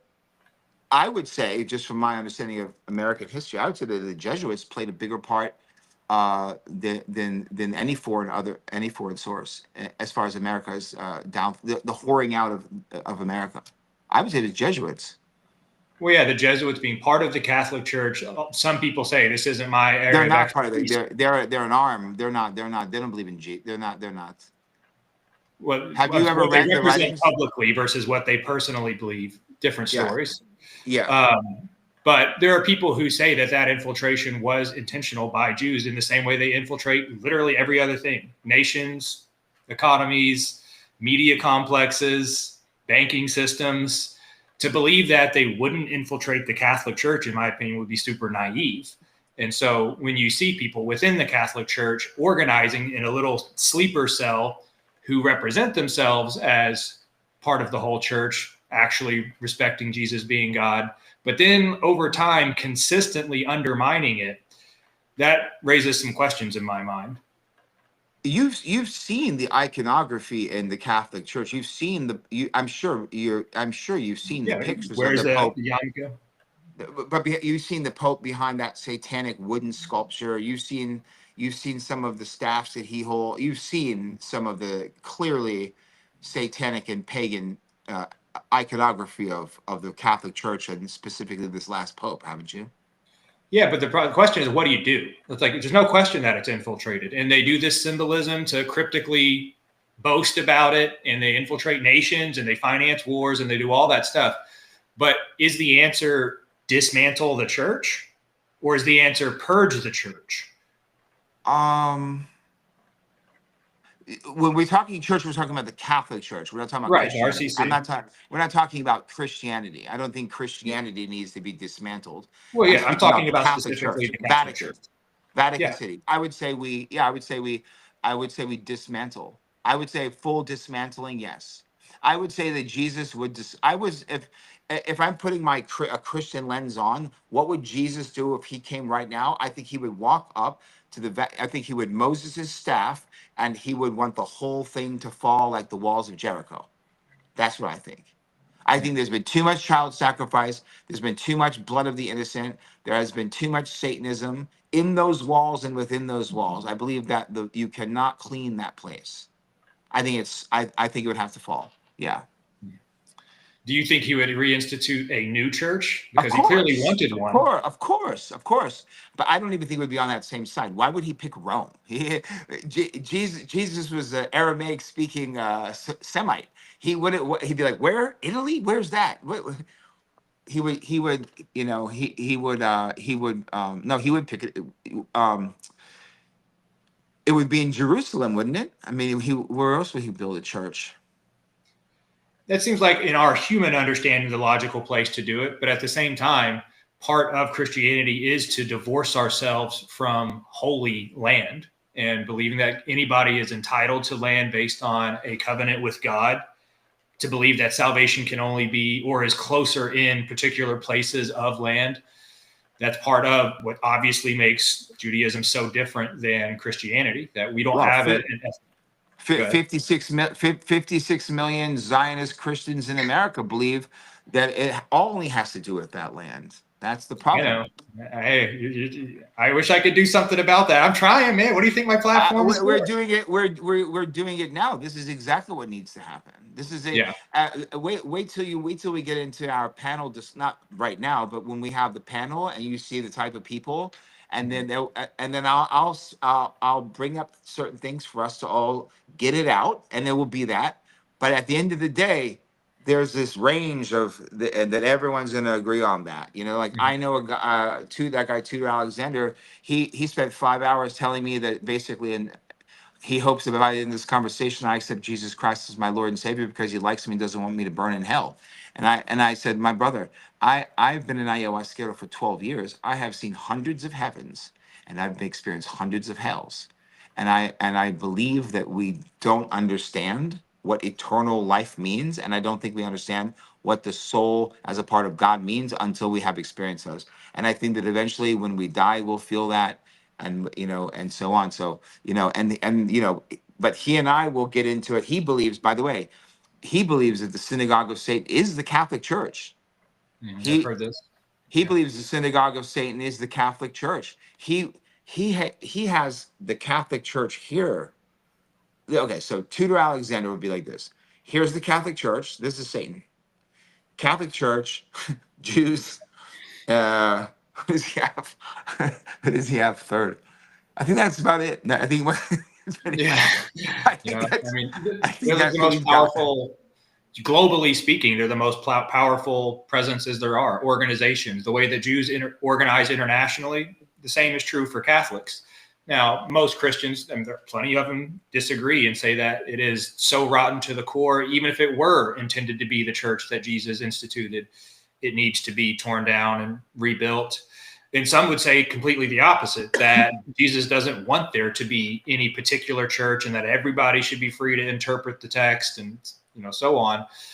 But the Jew thing, the synagogue of Satan, the next sentence in that verse is those who call themselves Jews but are not. It's like, that's Here we pretty are. explicitly calling them out. Here we are. That is exactly what I was just about to say. I was just going exactly where you just went. Those who call themselves Jews and are not. And so from your perspective, would you, knowing what you know about Judaism, meaning the laws of Moses. Moses had 5 books, 3 of them are laws. Three Mm-hmm. of them are laws, okay? And they're not Talmudic laws, right? So forget about Talmud. Let's talk Moses, 5 books of Moses, right? The Torah. 3 of those books are laws, right? That now that's what it would mean to be a Jew. That. Now you could say the whole Tanakh with the later prophets. But let's leave it to Moses, right? We can know every Jew on earth would have to agree that the five books of Moses is Judaism. You could Mhm. say it's that you can, and you could say it's Talmud, you could say whatever, but let's go to the foundation, right? Like foundation Christianity, Jesus is Messiah, Messiah. That's step one, right? So Yep. five books of Moses, Judaism. Now, in that five books of Moses, question, and this is a question for you. Do you believe the majority of these Jews that are running the world and doing creating this chaos, Nova, Order Seclorum, all that? Do you believe that they're Torah observing Jews? No, of course not. I mean, Of and course not. Israel doesn't even really represent itself as an Orthodox It's Jewish not. nation. It's secular. It's It's highly not. secular. Look at Tel Aviv. Tel Aviv. I don't know if we should congratulate them. I think that last year they said that they had the largest gay pride parade in the world. I don't know if that's. Are we supposed to I don't congratulate know. them? Yeah, for God's chosen people to be celebrating in that form sounds a lot like what Moses saw when he came down from the mountain. But they've been doing this for Here's a my while. point. Again, here's my point. When Moses came down to the mountain Exodus, right? This is Mhm. all in the Exodus story. And they were worshiping the golden calf. Now the question is why? And the story says that there were those within the Hebrew people that said, Moses hasn't been gone. What if he doesn't come back quickly? Let us melt the treasures. Let us worship the old gods and pray for forgiveness. And in essence, bring this golden calf back to Egypt and give it to them, saying, "We're really sorry. Can we please come back?" Right? Mhm. That's the story. Okay. What was the name of those people in the Hebrew Bible? They have a name. They weren't Jews. There was no Jews. They weren't whatever they were. There was a name, and that name in the Hebrew Bible in Mendel pull up. What is it? Exodus 28:14. I think, whatever. They're called Erev Rav, Erev Rav, Erev Rav. Now, one of the cleanest translations of that is mixed multitude. And then there's more metaphysical translation. Hebrew is a very profound language. But in essence, the story goes like this. When Moses and Aaron came to the Pharaoh, the first thing that happened was they had a battle of the magic with the staffs, right? We're aware of this story, right? And they we have magic, and then Aaron's staff ate the other snakes, right? Then you're gonna bow before my God and do what I say. If not, you're gonna have a problem. Pharaoh says, God, have you looked around at how many gods we have? Tell your God, be gone, right? Plague one, plague two, plague three, 10th plague. Pharaoh tells them to leave, right? But Pharaoh took his darkest sorcerers and his darkest magicians and injected them in with those people. Their name is the Erev Rav. And their mission was to uncover the source of Moses' magic and bring it back to Egypt. Now, at this point, Egypt is spiritually bankrupt. They're a fallen society. Al Kemet was the first name. When we say ancient Egypt, we are looking at it through a Greek lens. Ancient Egypt, we say Hellenistic period, at the fall of Alexander the Great, right? 300 BC. No, that's Middle Kingdom Egypt. Ancient Egypt is called Al Kemet. Al Kemet is where two sciences were created: alchemy, the science of spirit, plant medicines; chemistry, the science of matter, the extraction of such things. And that created for thousands and maybe tens of thousands of years what would become Egypt later in our known. Plato, Socrates, and Aristotle, they all learned in the mystery schools of Alexandria, right? Who was it? Aristotle was the teacher of Alexander the Great, right? That's how Alexander the Great was able to move through places so much, because he was told ahead of time of these ancient people and their customs and so on. And he was able, that's how he escaped Bactria. He married the most powerful tribal elder's daughter. Then he became part of the tribe and was able to leave. He was trapped. That's called Afghanistan. And that's what happens there. That's called the Great Game. Anyway, and so these Arab Rav infiltrate. These are the ones that are making them. Where's what Moses? We should go back. Right? Putting questions. The word Satan means adversary. And so adversary against truth, righteousness, God's command, right? Against the true light, the false light is the Satan, right? And so these Erev Rav Moses was warned by God several times during Exodus about the Erev Rav, right? if you look at the history of Judaism and you were to pull up the biggest rabbis in the history of Judaism, the number one book that everyone would hear about is called the Zohar, right? The Mhm. Zohar was written by a true genius or downloaded by a true genius. This guy named Rabbi Yochai, right? In this book, the Zohar, and I didn't read the whole thing or count, but I did put it through Chat GPT several times. And Chat GPT said that Rabbi Yochai warns of the era of Rav between 250 and 286 times. So in the Zohar, he's telling the Jewish people, beware of the heir of Rav.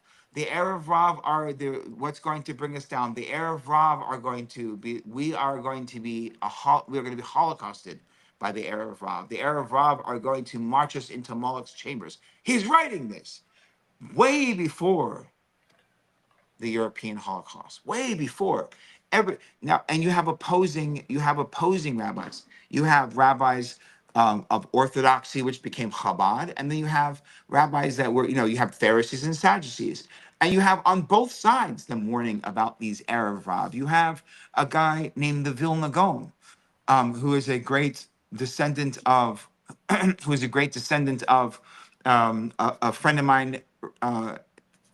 Named Rabbi Harry Rosenberg, the Vilna Gaon warned nonstop about these Erev Rav, and he's a Polish guy. He's a Polish Jew that lived a few hundred years ago, right? And so throughout the entire history of Judaism, they're being warned of the infiltrator. Now, if you fast forward to what we were talking about when I mentioned the Jesuits, and you said Masonry, right? Masonry was infiltrated, right?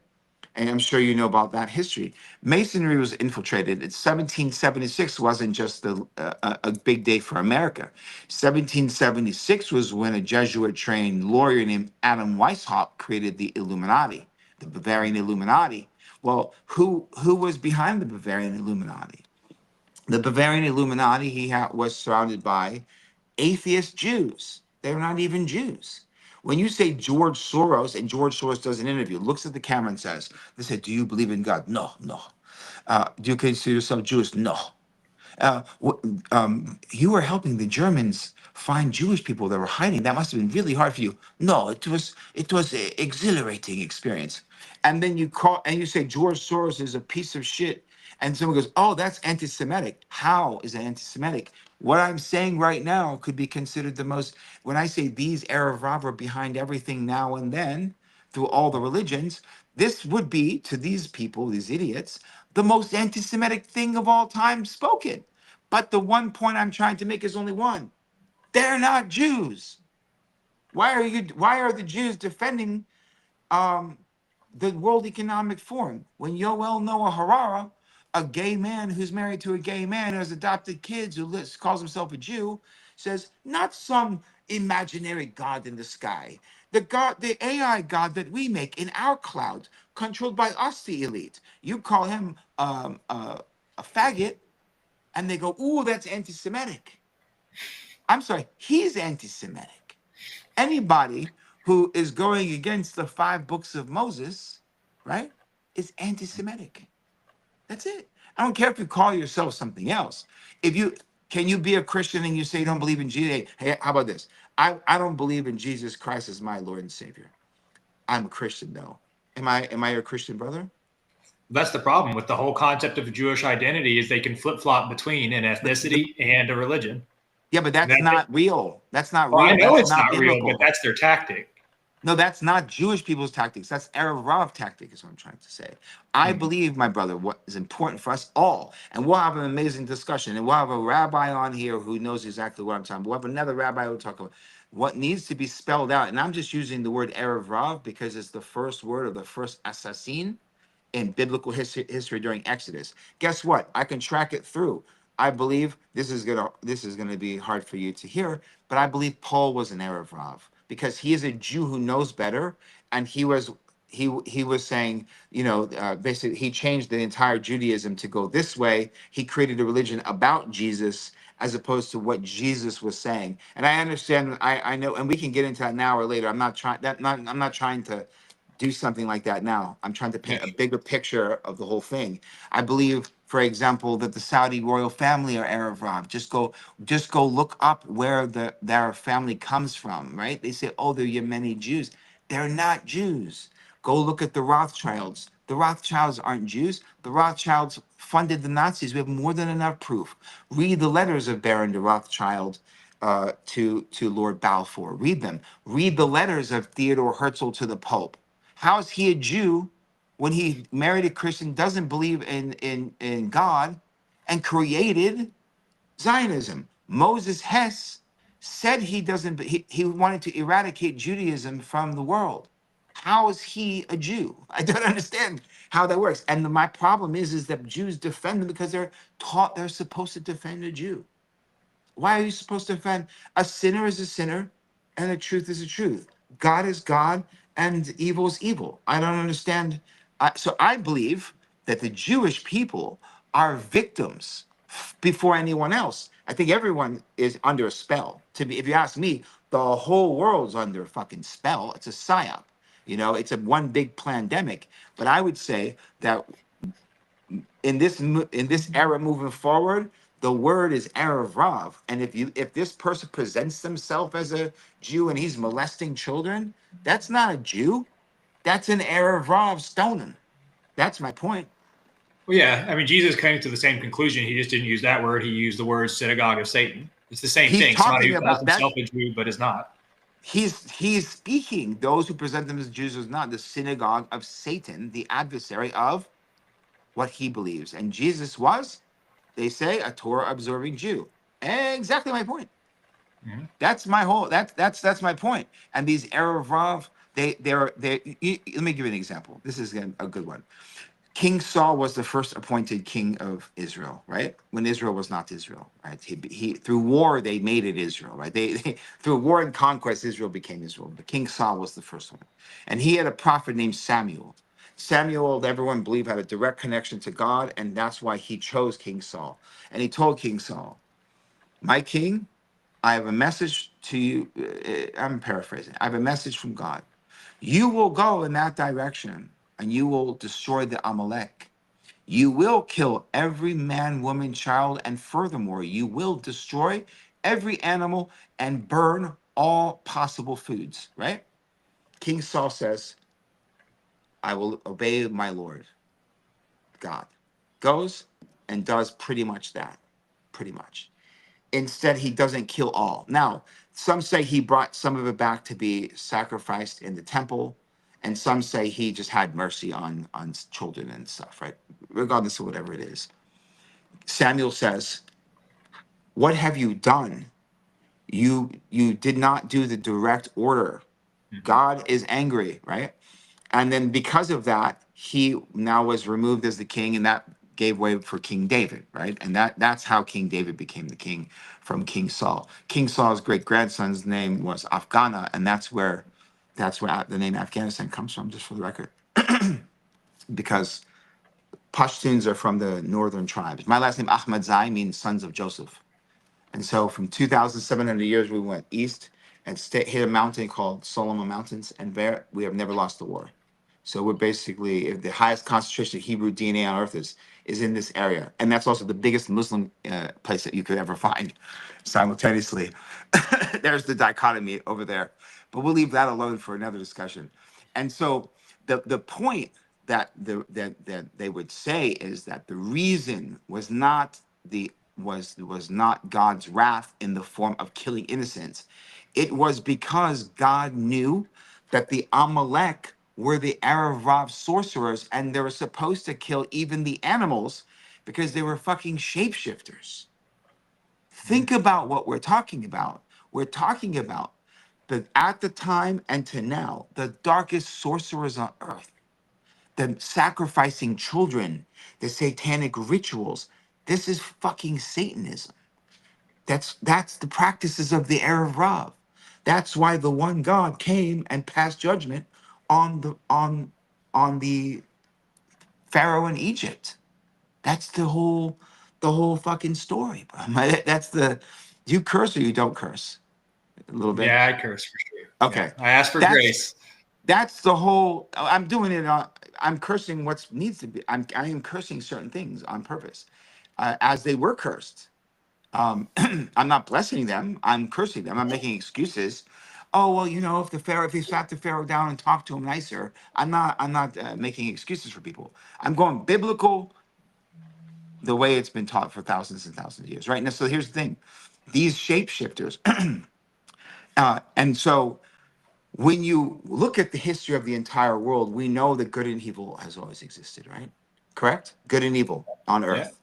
All the way back to the And garden. per- every story that's ever been written, yeah, right? Epic of Gilgamesh, good, everything, good and evil. And then here we are today, staring at each other through the black mirror. And instead of trying to figure out ways that we can oppress people for personal gain, we're trying to come together as children upon this earth and men upon this nation and to find solutions and hopefully educate and wake up at least one person, or maybe God willing, 1 million people, or maybe 10 million, or whatever it is, right? All we can do is this, right? My question to you, are you aware at any time in history, ever, that they've ever said in any language or any nation that evil was eradicated? Ever? No, it's been around, like Neither. you said, forever. It's not going It's anywhere either. so what? So why? I have a question. So why do we think that it doesn't exist? Like, why when you say they're doing satanic rituals, you're like, that's that. I don't know about that. You don't know about that because the greatest trick the devil ever did. That's why you would even doubt that. There has never been a doubt of evil. Why do you think they sacrifice innocents and children? Because it has the highest level of innocence and essence. They say in metaphysically, a child's soul doesn't go fully into its body until the age of 7. And so that's like the idea of like newborn deaths who say, well, the body, it's not supposed to be here yet. It's a kind of a way for you to feel good or okay about it. Right. And so why do you think that before they use blood, they need someone to have fear? Why do you think that kosher and halal is the same thing? Jews and Muslims have different prayers, but the principle is the same. Not only is the animal treated and raised humanely, but at the moment where they're going to kill it, it's sacrifice. And what does that mean? It's very simple. Blindfolded and the neck is cut. Why? So that if it feels any pain or thinks anything wrong, the chemicals released in the brain will release through the blood of the neck and not saturate the meat with the fear. But if you were evil, you would want more of that chemical in that blood because that's satanic. That's the energy inside the blood for evil. You understand where I'm going with this? I do. I think satanic ritual never went away. I think it comes in every part of the world. It's definitely not exclusive to the West. Nope. And our only responsibility at this point is to just, as you said, remind people that the greatest trick the devil ever told or ever pulled off was people agnostic and people atheist, people who have no belief in any kind of spirituality whatsoever. Darwinism, basically, evolutionary theory that just thinks that there is no higher power. We got to get them on the road, in my opinion, to at least acknowledging a higher power, and then they need to correctly identify that higher power. But at a minimum, you got to believe that spiritual good and evil are real. Like that's why would you believe that that doesn't exist? But I don't these people know. believe that they evolved from rocks, and so it's like you really Athe- have to start from the beginning with them. and that's why I don't attack. That's why I don't attack religions. That's why I'm not attacking religion so hard, because as long as you believe in something, that there's a God, then you believe in good and evil, and that is what we need more of on this earth. These atheists, they pulled China in like the 90s, and they said that like 92% of China doesn't believe in heaven or hell, therefore they don't believe in good and evil, therefore dot dot dot. That's a problem, Yeah, so especially if you believe in the afterlife being eternal, then it's one thing to try to clean up evil here on earth, but our time here on earth is a blip in eternity. And so that's where ultimately, if you're living the Christian life, you have to have that difficult balance of, yeah, we got to wake people up spiritually to the nature of good and evil, but that can't be the end state of our mission. We have to get them thinking about what happens when I die. And the only way to ultimately know that is to put your faith in a particular religion. To leave it completely unknown is, according to Christianity, not acceptable. It's the only way to establish eternity with the Creator is to actually acknowledge Him and accept Him into your heart. Do you know what the name do you know the first name of God of Abraham? When Abraham got his first message and he said, "I am God." What was the name God told him? Do you know? Was that Elohim? No, that's later. Elohim's Moses. Although at the time they were Elohim. No, El Shaddai, the Almighty Okay. One. Hmm. So when Abraham was saying God, he said El Shaddai. And so, thus, if Abraham was the father of all the religions, wouldn't it be interesting if we had a Christian, a Jew, and a Muslim, and everyone's saying, using the same name for God that Abraham said? It'd be hard to argue, right? Someone's like, no, El Shaddai, this. And they're like, no, El Shaddai, okay. You guys are arguing, you guys are, because it's foolish to me. It's really interesting to me. You guys, everyone's arguing about the same thing. And by the way, Abraham was from a land called Ur. You know where he's from? Iraq. He's a Iraqi Arab. He's Not a not from. Palestinian. He's not Hebrew. Yeah, and his wife was not either. And then she was a Hittite, so she's Turkish. Yeah, which once again just undermines the entire Zionist and even Jewish belief that they have an ethnic tie to that specific land of Jerusalem.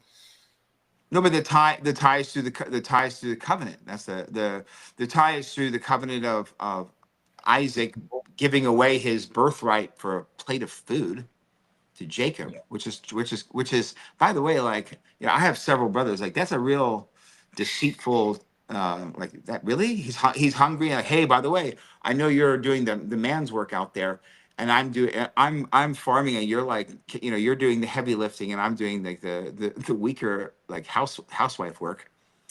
Oh, you would like some food if you give me your birthright? And then why? And how dumb is Isaac to give away his birthright for a plate of soup, for a bowl of soup? What an idiot! At any time period. Yeah, I mean, I don't know what their ages roughly were, but I remember doing some stupid things, trading things that were worth far more for things that were worth far less. But I certainly, if I was known that to inherit a kingdom on earth, I probably wouldn't trade that for a plate of food. You're right.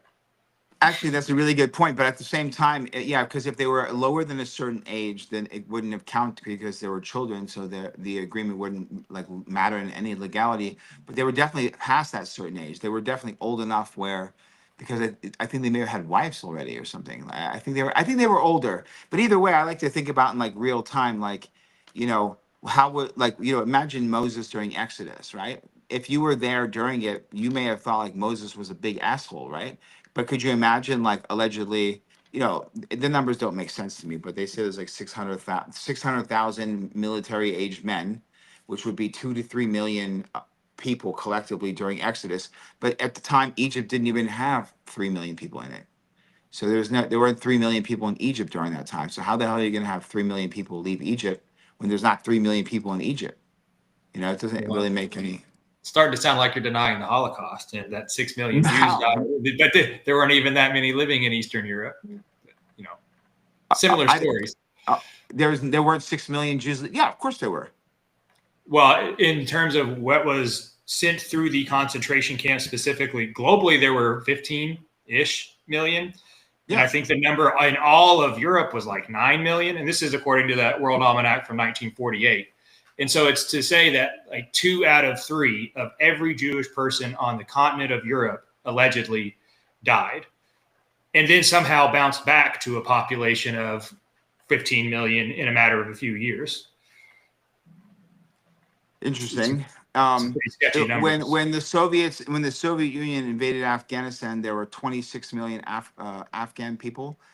There were 6 million killed, and then we doubled in less than 20 years. 20 years? Yeah. Well, that's the thing, is they were reporting back to being 15 million by like the next couple of years. Oh, well, if you Yeah. have like multiple wives, and if you go Abraham style. I don't know. The Holocaust allegedly happened between 42, 3, 4, 5, primarily 44 and 45. The numbers come out in 48 saying they're back to 15 million. And so, Yeah, I mean, so what would you say the point of lying about that is? Just to get Israel? it's no different than any kind of atrocity propaganda, to put forth sympathy, to invoke victim status. You know, the same reason they talked about beheaded babies after October 7th and babies in ovens and all that nonsense. Oh, you said okay, so just proper, yeah. Because I mean, you look at the Turkish genocide of the Armenians. I mean, look at Congo right now. Look at Congo right now. I mean, I'm not for any of that stuff. Like, I don't think, like, I'm not for any of that stuff. Even except for evil people, evil people, child molesters, child predators. Like, I think we should cut their dick off on sight, and brand a cock on their forehead, bury them, or put them in the trunk for 3 days, and if they're alive after, then let them go. Like, Plenty of ways to handle that. Yeah. that's a fast, quick way. It'll deter everything really fast. I think I say mutual combat is the way to solve things. I think that we should have gladiatorial games of convicted criminals, have them fight each other like the gladiatorial arena. Put the thing on pay-per-view. Use that money. I'm very I'm very biblical, I guess, in certain ways. But and there's entertainment value in that as well. So I think we should definitely be taking things out. At the same time, I don't think that we should be doing, like, I don't think that's the way to handle, like, our country. But people are being fooled. Like, black people have been getting manipulated by forces in America since the beginning. At the same time, I can only imagine, if I was an enslaved race in a foreign land, it'd be hard to forget, right? And it's easy to get someone enacted in that. Like, for a Jewish person, if for a 40-year-old Jewish person, all you have to do is just say Holocaust, and then because they've been, it doesn't matter what the details are in their reality. Their reality is what the world's reality and the perspective. Do I think 6 million? I honestly don't care what the number is. I know that it was wrong. I don't support that stuff in any way. I don't care if it's 6 or 6 million. I'm against it regardless.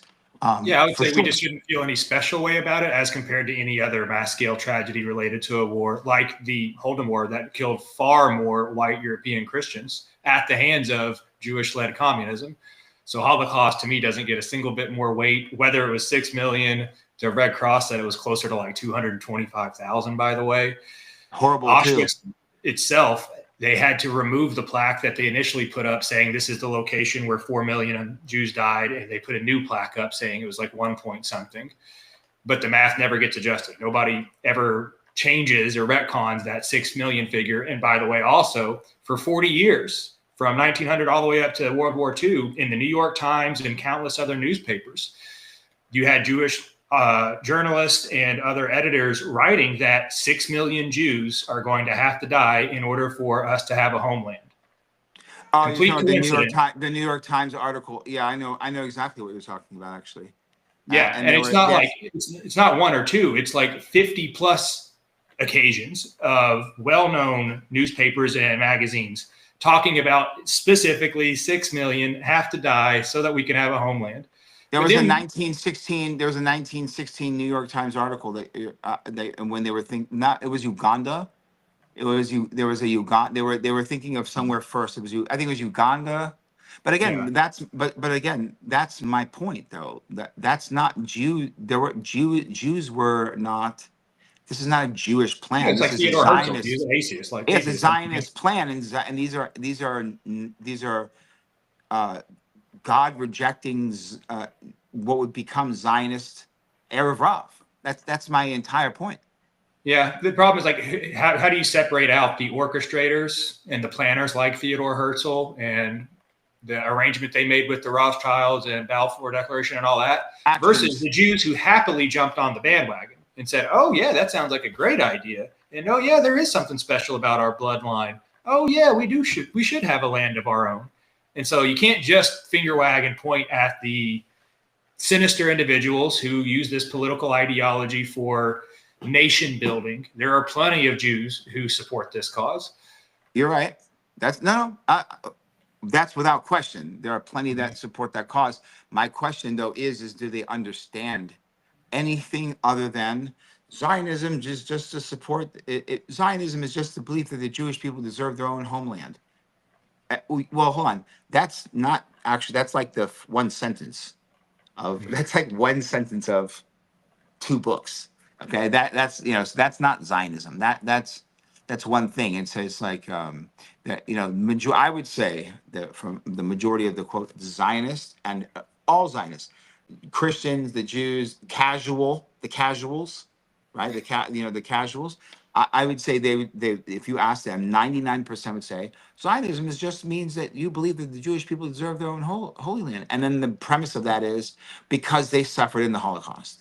So I understand the connection of that, but I would say that 99% of them, that's all they know. They don't know a single thing else other than that. They don't even know Herzl's name. I think now Jews, I'd say maybe 50% know even the name Theodore Herzl. I would say 20%, 10% know Moses Hess. And I would say not even 1% of them have read anything that those people wrote. That's what I would say. And so Yeah. I would put them in the category of black people. And all it took was one George Floyd projected and black people went BLM. So I look at them. I look at you follow my train of my the way I look at it. I look at it as like I don't know what the word I'm trying to use. It's like what is it called? There's like terminologies like convenient idiot. What is it called? Convenient Useful idiot. ignorance. Yeah. Useful, yeah, yeah. So they're playing to the emotions. Like all it takes is to tell you like, hey, they're beheading babies. You go, beheading babies. You don't want grandmother to die, do you? Wear 3 masks, right? Like it's the same bullshit. And we saw how the whole world fell for the pandemic. Remember how quickly the whole world shut down? Everyone's like, put on your mask. You're going to kill someone's grandmother. What's wrong with you? Well, who said that? Whose grandmothers? The boomers. The same boomers that are complaining about the stock market crash. I don't have 0 stocks. I'm 45. Most people I know don't actually have. That's a boomer problem. The stock market dropping is a boomer problem. So they make it seem like the world's going to end because your world is based around the stock market. You're telling everyone to wear 2 or 3 masks because maybe you're actually afraid because your grandparents, your immune system is shit. And then there's a sinister component of that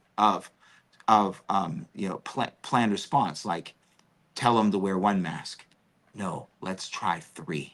You know, let's see how that works. Like Yeah. let's let's COVID tell. is what woke me up. I mean, I was obviously woken up a couple years before that religiously, but that's when I leaned heavy into politics because it was all so heavy-handed that you couldn't deny the conflicts of interest with big pharma, the collusion with the media, the fact that the media is being fed talking points from the government.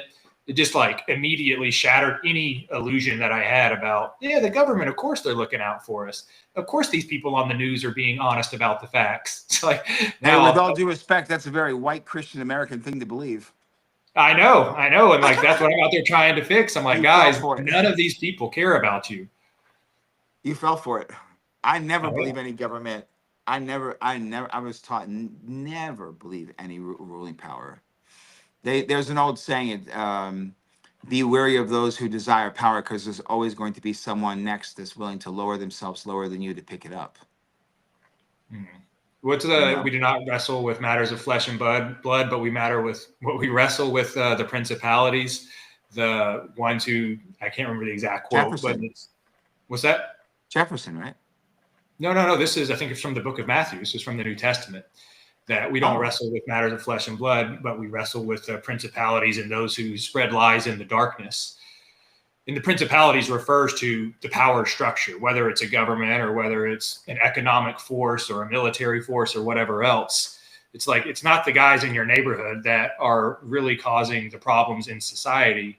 It's the way that society is being shaped and yeah.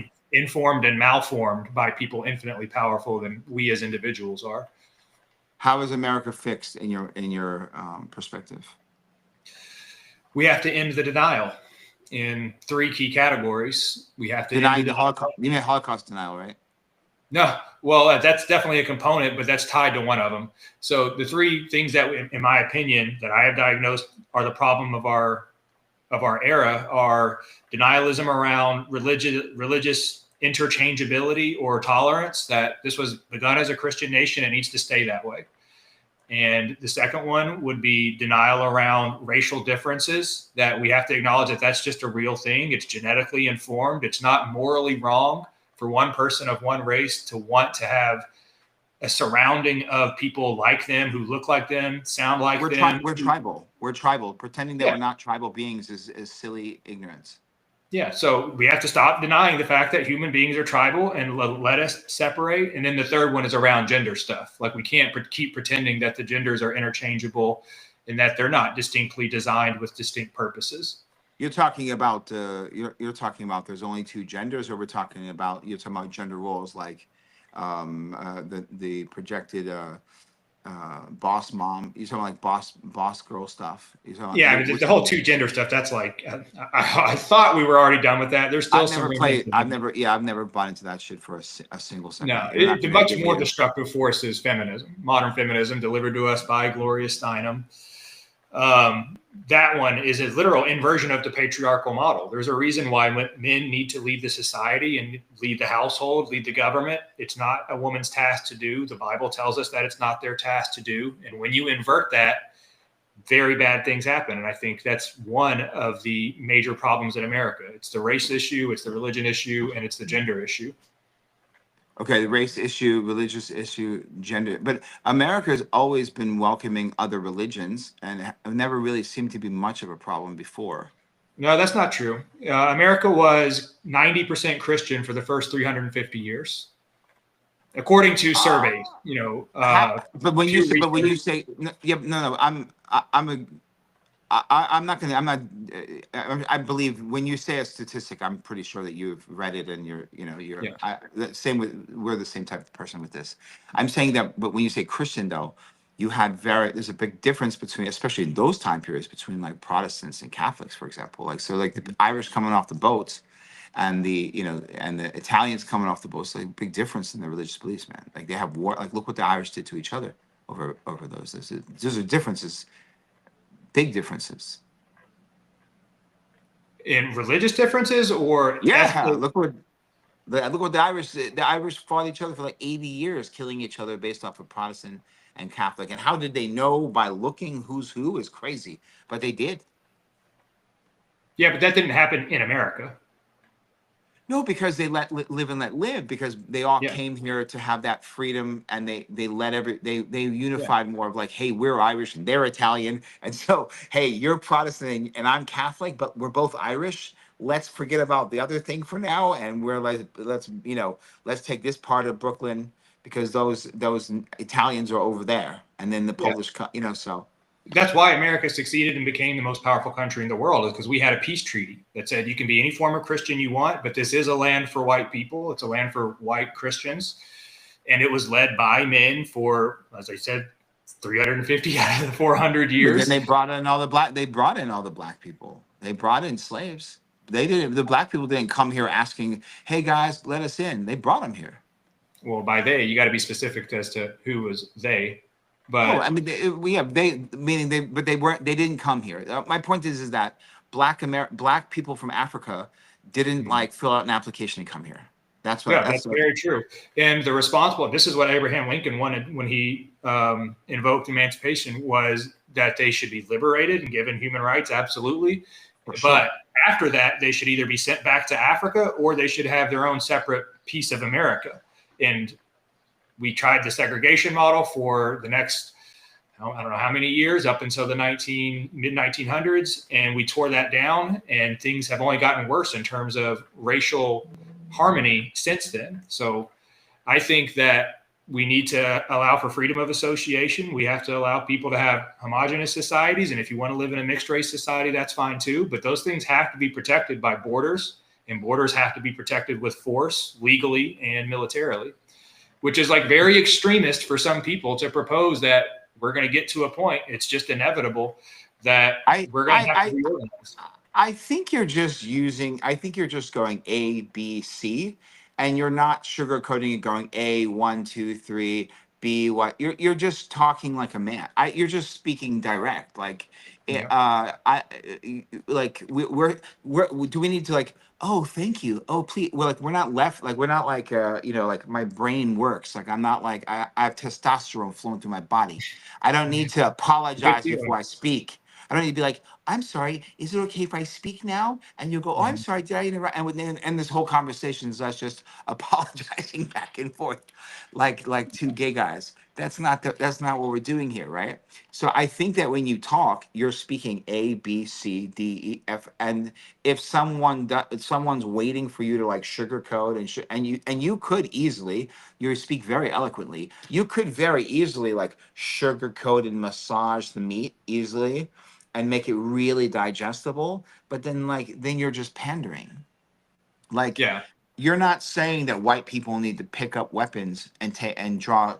Yeah, I don't think you're saying it's time for white people to pick up weapons and run to the borders and start drawing lines and creating National Guard fences, and anyone of a different color comes to this line, we're going to shoot on sight. You're not saying that. You're saying basically that you don't know how it's going to be done or how it should be done. But the solution, ultimately, if you fast forward through all the sugarcoating, is that. Yeah, it's like projective thinking. You think about the outcome and you start working backwards. But first and foremost, we all have to agree on the outcome that we want. And that's my job, to be the leader and saying, eventually, at some point, we got to get to a point where we're not just sending them all back to Africa. That's not happening. Okay. Are we talking And we're about not black trying people? We're to talking about rule black over people. them. We're Yeah. talking about black. Okay. Well, it's not specifically blacks. It's all non-whites, because America is 20% Hispanic at this point as well. Yeah, they're not We going to have go to tons of Africa. Indians flooding in as well. And the people who actually care about white culture, they're just as much of a problem. It's true that blacks are far more disproportionately violent and a larger drain on economy and other issues, vandalization, theft, rape, all of that. So my opinion is, take all the non-white people and you can let them sort that out and say, you want a multicultural society? Go have fun and see where that lands. The white people who want exclusively white culture and communities will go live over here, and we'll watch each other with binoculars. Fast forward 10 years, and I think we can all probably guess how that's going to go. But either way, it's an experiment worth doing. And we're talking about in America, like a Yeah. section off America. Oh, wow, this is interesting. Okay, this is interesting. So you're saying we take America and we section things off and we give everyone like a choice, like I would get to choose if I'm going to live in white America or going to go live in this like multiracial Mm-hmm. America. Yeah, so that's the freedom of association model. Because there's plenty of whites who will say, "Well, I like multiculturalism. I'm married to somebody who isn't white." What if I live here and I want to change my mind? I just have to sell my house and then like I can come back and be like, hey guys, I You did know, like if you're a white have. person living in multicultural land, but then you want to come over to the white I land. don't know. We're opposite way. Who knows? Who knows what's going to happen? You know? 'Cause Yeah, I like. yeah, whites would be free to go in and out. They just wouldn't be free to bring non-whites with them. Well, It's a dude, pretty simple story. this is the Israel model. Yeah, it's very similar. So that's why I can say that I condemn the model itself. It's the means that are taken to create it and how the civilization is stood up. And so in America's case, we are 400 years into this experience. Part of America's creation was not just coming to find land to populate for the sake of populating land. It was to bring the gospel to a part of the world that had never heard it, which is a very righteous thing to do. And when we showed up, and this isn't a whole stolen land conversation, I don't feel like doing all of that, but Stolen we do have land, to you find mean a way to coexist. Native Americans and you're talking about Native. You're saying pre-America, America. Yeah. I mean, Yeah. that's the Native Americans lost that by selling off each other to we're uniting with French over there. You unite, like it's their fault. It was theirs to lose. Well, yeah, and they traded land for gunpowder so that they could go fight their neighboring tribes. It's the same thing the Africans did, where they literally sold each other into slavery in exchange for weapons to go fight their tribal The neighbors. same thing that the Irish and the Scottish did fighting for the British king. Yeah. So none of these people get special victim cards. Like, we're dealing with the current lot of the land right now, and we're trying to find the most peaceful solution to reduce the conflict that we're currently engaging in and also trying to affect the trajectory. With the backslide of the white population from 1965, we were 90% white. In one lifetime, we're 58% white. In 20 years, we'll be the minority. We're already the minority among newborns. I don't think anybody thinks America looks better as a 25% white country. I just don't believe anybody thinks that who is not white themselves. I'm sure there's plenty of non-whites who think that. I would say that the majority of the people, and I don't care what, I think this is a fact. I think this is an objectively true statement, and only people who don't agree with it are lying. I think the majority of the people, if you were to poll every type of race in the world and say, who do you want to live near? They're going to say white people. Well, this is a very simple, it's not even a hypothetical. Kind of obvious. It's global immigration patterns. White people do not go live in any large, meaningful quantity in non-white parts of the world, whereas the non-white world flood into America, Europe, Canada, New Zealand, Australia by the million. They lie, cheat, steal to get into our countries. How about South Africa? Well, South Africa, the whites are probably having to leave because of them being an alien influence who probably shouldn't have been there in the first place. Yeah, they came in, they took it and said, we're Africans now. And they go, no, you're not. Yeah, I mean, it sucks for the white people there because obviously they have pride in the little neck of the woods that they built, but they got to go because they're living in a land of hostility and it's not going to get better. No, but I think they have to. I think that they're in the wrong. I think that you're in the middle of Africa, and you're claiming that it's yours. Like it's like, dude, really? Like, it's the thing is, like, they went on the land and they built a much better country than was already there, objectively speaking. Innovation, technology, Western lens, of course, Western lens country. We're saying a Western country. Yeah, and so it's like, it does suck to see the pride of building that and maintaining it over decades, to have to give that up. I'm sure it doesn't feel good, but at the same time, it doesn't feel any better to have a situation like Haiti where they just go around and killing all the white people. Like, I think you should probably get out of there now, is my advice to them. I would think so too. Yeah, it's like once you realize that Biden is withdrawing the troops, probably if you're an American, you don't want to stay in Kabul. Mm-hmm. Yeah, right. That's what you say. It's probably, but hey, this is my house. I bought it. Oh, wait, did you? Like it's like, this is your. Yeah, tell that to the guy with the machete on your front porch. Like. Yeah. No, I mean, Afghan. Yeah, they would have guns. They don't carry swords anymore. But I was thinking of the Haitian warlord, but. Yeah, now they have. Yeah, maybe symbolically they'll cut someone's head off, but generally speaking, they're just going to shoot somebody. Yeah. Okay, and so who do you like? Who has it right in America? Like, what voices do you like? What other voices do you listen to? Like, who are, like, I don't want to call them pundits, just voices. Who do you listen? Like, who do you listen to? Who you align with? Like, who do you, not fully, but like, who do you agree with? Yeah, I mean, by far the most important voice that everybody should be listening to. You've probably heard of him, Nicholas J. Fuentes. He has the America First. Nick Fuentes. Yep. I mean, I would say politically, I'm probably agreeing with him politically speaking, 95%, I would say. Mm-hmm. Probably 95%. As far as all the other stuff, I don't know. A lot. I mean, you hear how I'm talking, right? You hear this conversation. It's pretty similar. I think he's also very entertaining. I think he's actually he's extremely entertaining. He has the charisma, as long as he doesn't get killed. I mean, somebody tried to kill him last year, to become the president one day or become somebody else very important in American history, to do the exact things that I'm talking about, to defend the white majority, to make sure white leaders are running the country, and to make sure this country remains Christian. Now, his preference would be that it is a Catholic country. But that's what I was about to ask you. He's a Catholic.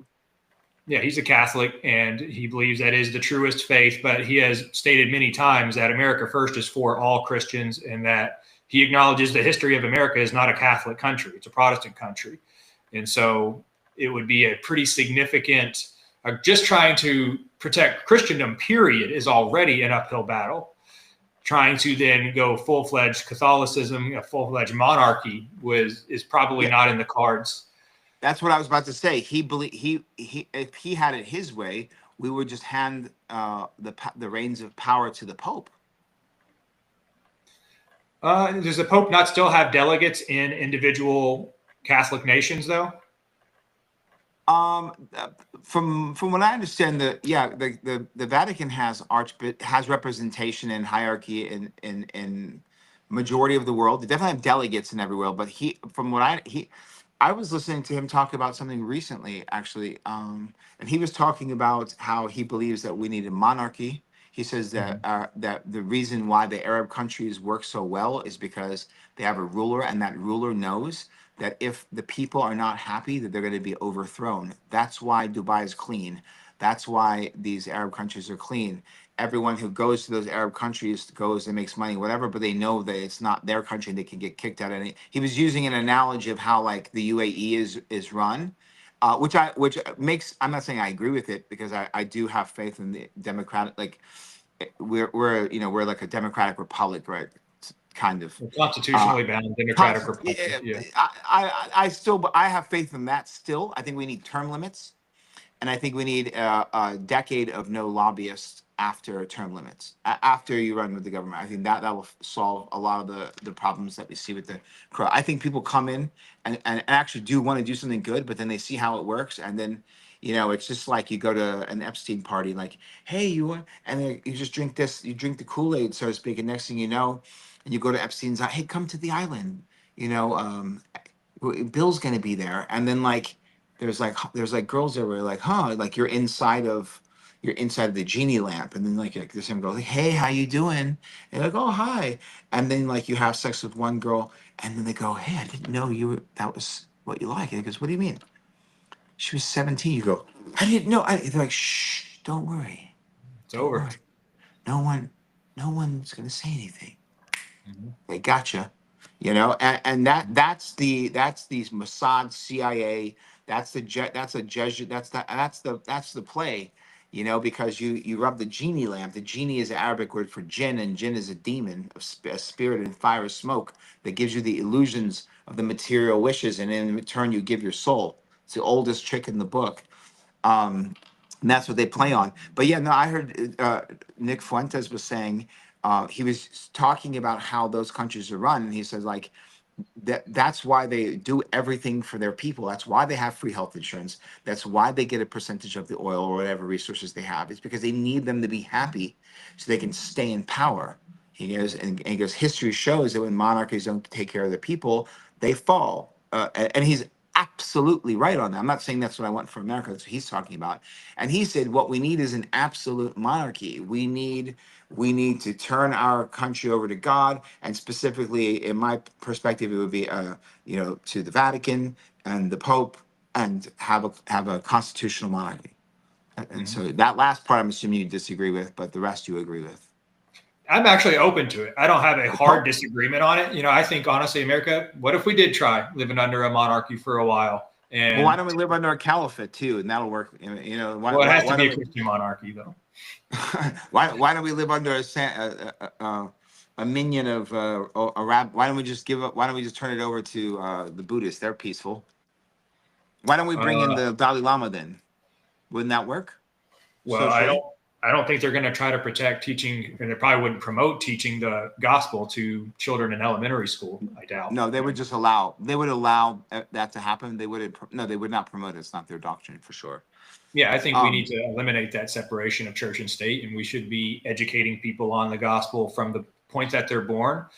And liberals would call that indoctrination, but we do the same with teaching them about dinosaurs and Darwinism and period. space and blah blah blah. Indoctrination is happening. Period. Yeah, Indoctrination is a word that you put in things something you don't agree with.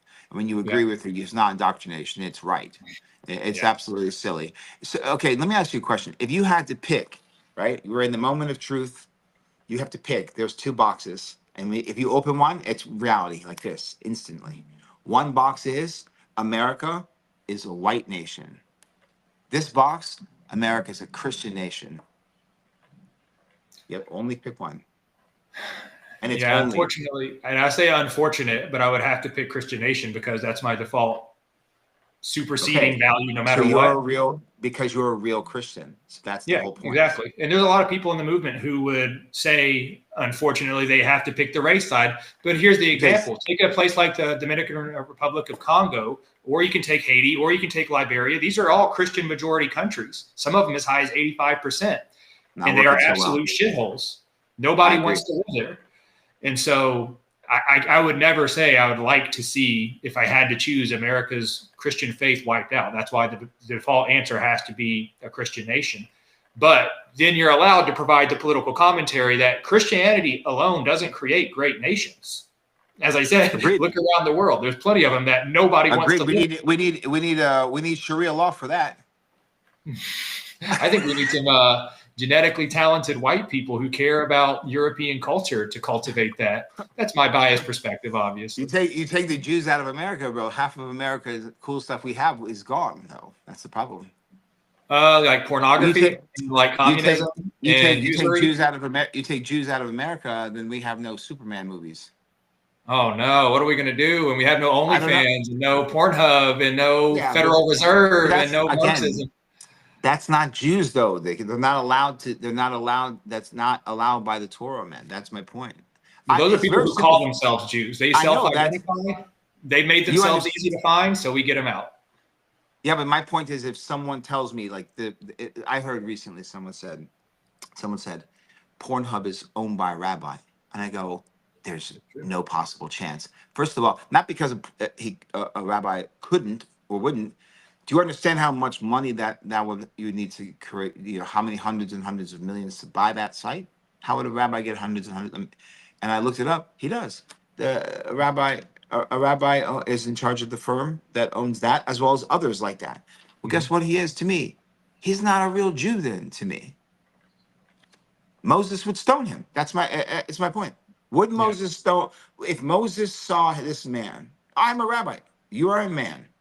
And Moses, we have this, and Moses is this. Now we're in the time of the judges, right? We're in the time of the judges. This man comes before. What is he charged with? Really? He's being stoned. That's it. Mm-hmm. You see how easy it is?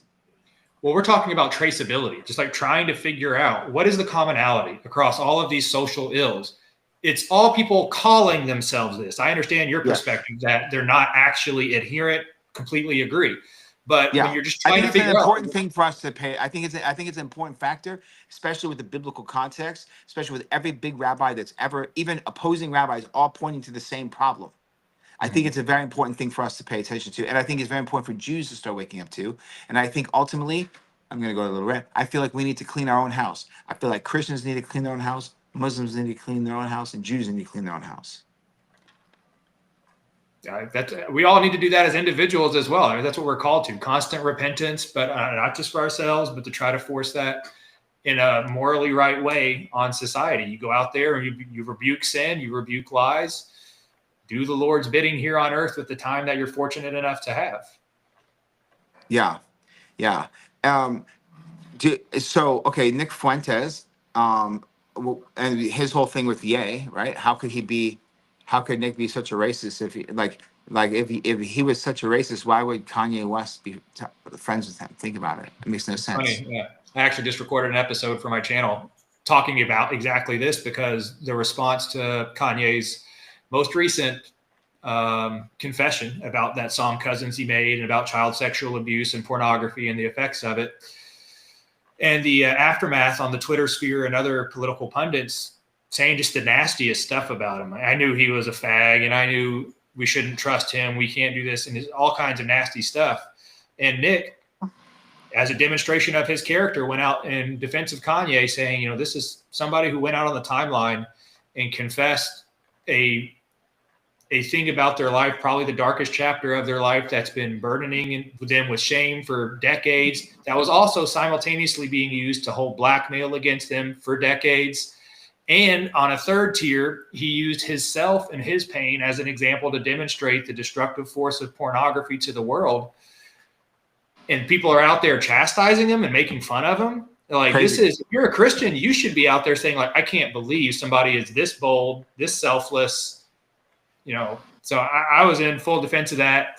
I don't agree. Obviously, Kanye, he's actually creating a pornography business. I have no idea with what kind of spin, and he's out there parading his wife around naked. So it's not a he endorsement. said it. He said it. I think he was trolling because he said that a long time ago. He would have the money to. He would have already been able to create it if he really was doing it by now. He said that a year ago. Yeah, I was looking at it a little bit more this morning actually because I wanted to He know what has the the status sites and was. stuff. No, about what the status of that business endeavor might be, and apparently it would have been in a business partnership with this company I think called Vivid Entertainment, and it's a Jewish guy who owns that, and he was saying that Kanye was 100%. Now, keep in mind, this is the source of the information, that Kanye was 100% serious about it, but maybe it was a publicity stunt. Who knows? But another example is how he parades his wife around immodestly, practically naked. There's nothing. There's not a lack of receipts in terms of Kanye's behavior and things that aren't Christian, and he would fully confess that too. But when you look at what he has done for moving the conversation forward about the Jews, the risk that he took, losing $1.5 billion with his contracts with Gap and Adidas, and getting his documentaries canceled from Fox News, and not being able to record in studios, all the stuff he's endured. Uber, banking, everything. Yeah, so it's like, that's the thing, is like, me and Nick are obviously white advocates. We care about the white majority and white leadership, but we can acknowledge when a person is doing good things, and even that person is still flawed. So it's like, there's not this double standard where we just are blinded by race and we can't see people outside of whites ever doing anything good. It's not the case whatsoever. No, Fuentes is Fuentes. I mean, he's like half Mexican and Italian or something. He has a, he's not like born in Iowa, right? He has a Mexican, like his last name's Fuentes, dude. Come on. Yeah, I can't remember which parent it is, but one is Italian, one is Mexican. Yeah, but not immigrants. They were, I don't know how many generations, but they were both in America for at least one. Well, I'm just saying he can't, because if he hated other ethnicities like fully, then he would be a self-hating. He would, it wouldn't make sense, right? He wouldn't be like.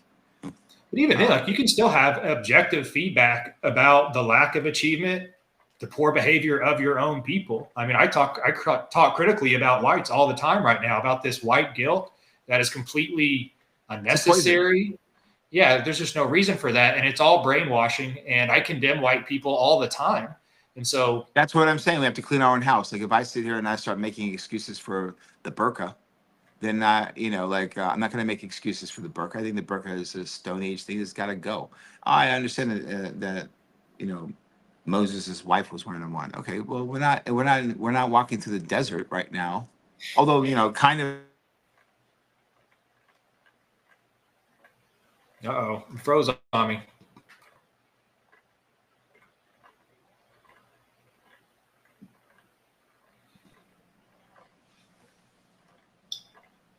There you go.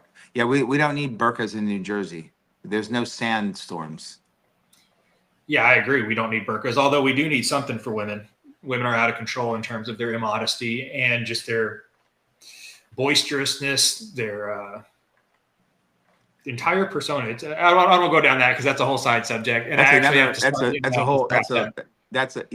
I mean, look, they were preyed on like everyone else. I think ultimately, like, people have been casted spells and put under magical spells, and we've all fallen for it. Everyone's fallen for it. White guilt is falling for it. Women thinking that the most feminine thing you can do is not have children is falling for it. Black people have been falling for it. Jews have fallen for it. Everyone is under a spell. That's I can see. I mean, I can look at something and I can see good, I can see bad, and I'm not aware of any culture, any race, not under some form of spell through abracadabra. What I speak, I create, like, which is programming. A spell would be magic. Programming is the mental component of that. It's the same intention. Wherever, look at London. Look at London. That's what white guilt will get you. Well, yeah, that's coming to a city very near. It's already happened throughout all of California, most of New York, not most of New York, but New York City. all the major cities are starting to look like that. Look like that: Chicago, Philadelphia, Boston, I feel your Birmingham. pain. Now, oh, where do you live? I'm in Miami. Yeah, I'm in Huntsville, Alabama. Okay. Well, I mean, there's a lot of white and a lot of black people in Alabama. Yeah, the population's like 25 to 30% black. So, this 30%. is one of those things. Like my feelings about the races, it's not from inexperience. I grew up in the low income part of the city, and I went to a majority black high school, and I saw the cafeteria fights, and I watched them be unable to keep up with the education curriculum, which slows everybody down. I've watched the economic burden and all the violence. And it's something that we just got to be truthful about and say that not everybody is made equal, not at the individual or group level. And that's okay. Like, are you going to argue with me that black people aren't on average taller than Asians? Wow, you have different biology. Who would have thought? Different biology drives different sets of behaviors. Who would have thought? So if you're saying like black people are better athletes, or Asians are generally smarter, or etc., that's not necessarily racism. That's just called objective truth. Like those are just like obvious. Yeah, it's a subject called race realism. It's the study Race of realism. Interesting. Huh. yeah, I think I but practiced that naturally though. I didn't know that terminology. I just yeah, tend not to. I think people lie when they're afraid. I think you lie out of fear, whether you're afraid of hurting someone's feelings, afraid of not being liked, etc., etc. For me, I know where my heart is, and I don't have any. I have no ill will towards any specific race or group or whatever. I also understand the history of the world, all the religions, etc. And you can believe whatever you want, you know. Like I will defend my moral foundation to the very end. I also believe the best defense is attack, for sure.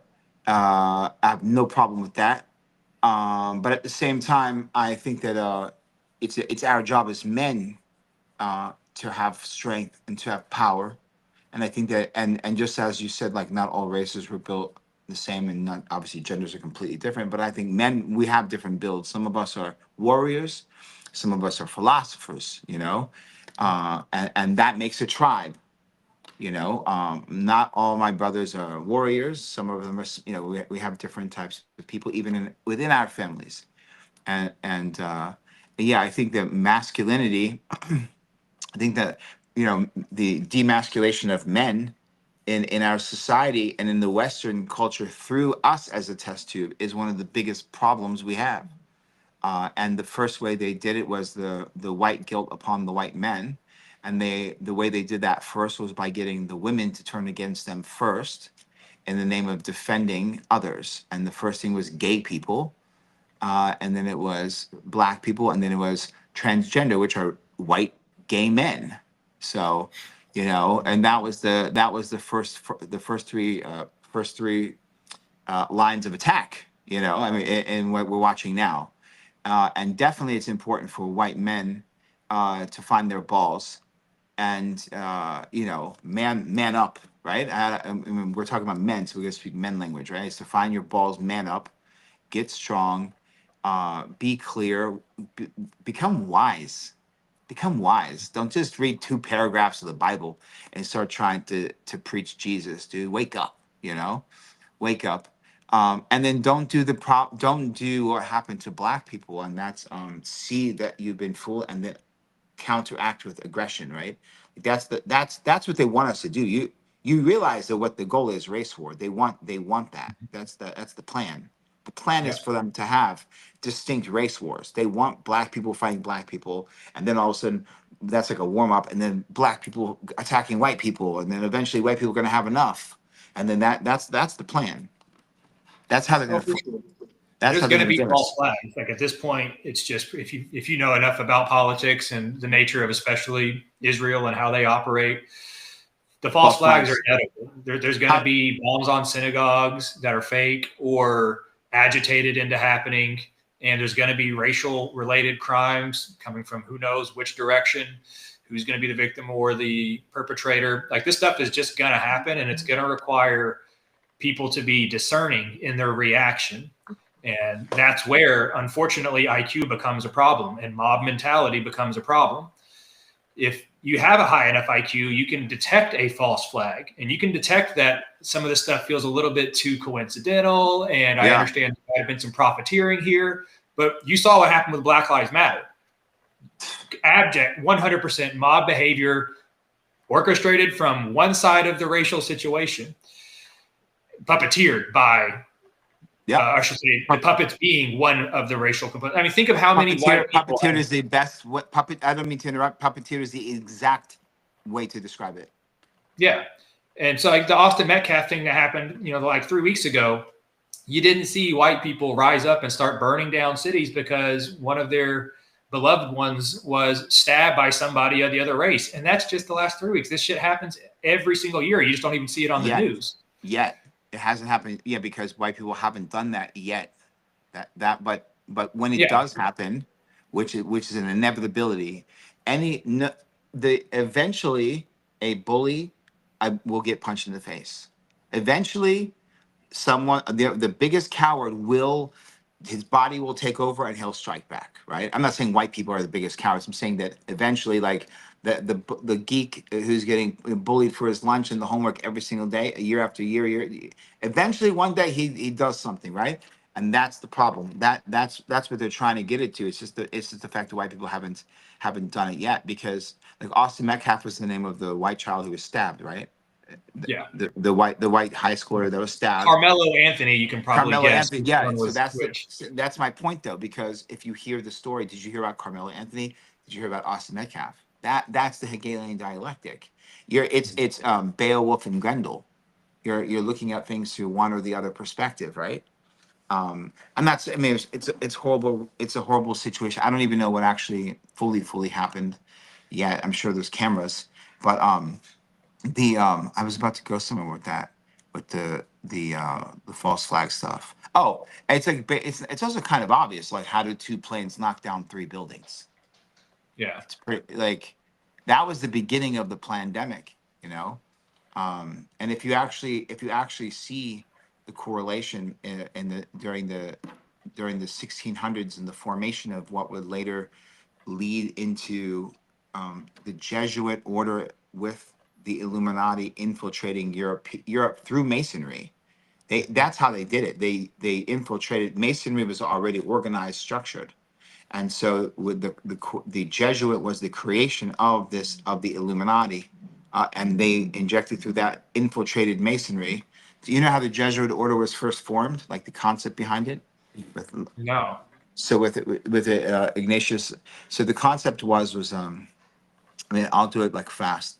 Basically, Europe was Europe, Asia was Asia, etc., right? And when the Vikings started to come through and attack England and France, this was like the first time anyone's seen these foreign countries coming through the boats. Eventually, the Vikings settled in England, settled in France, etc. This is about like 800 AD, right? And so by 1000 AD, they were integrated pretty well in France and England, these Vikings. And so the boat technology now was kind of like everywhere. So now you have the Spanish Armada, you have England with the boats, you have Portugal with the boats, and France with the boats. And so they go out to discover new worlds, right? And so that's how they discover like the South America and all these different areas. And so they all bring it back to the Pope and they say, how can we figure out who gets what lands?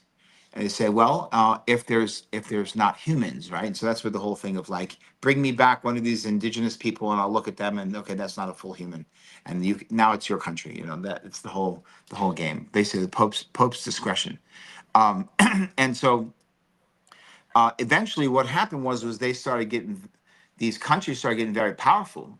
King Henry was very, very powerful, right? And so on. And Rome wasn't Rome what it was. Now Rome just controlled everyone through the soul. Rome didn't have the Roman military that it once did. Rome had the Vatican. The Vatican had the Bible in Latin, and it had the vessel of Christ on earth as the Pope. And so when the king would say something, he'd have to ask the Pope for permission. So when King Henry wants to divorce his wife, he has to ask the Pope. The Pope said, "You're going to divorce your French wife? You're going to have another war." The answer is no.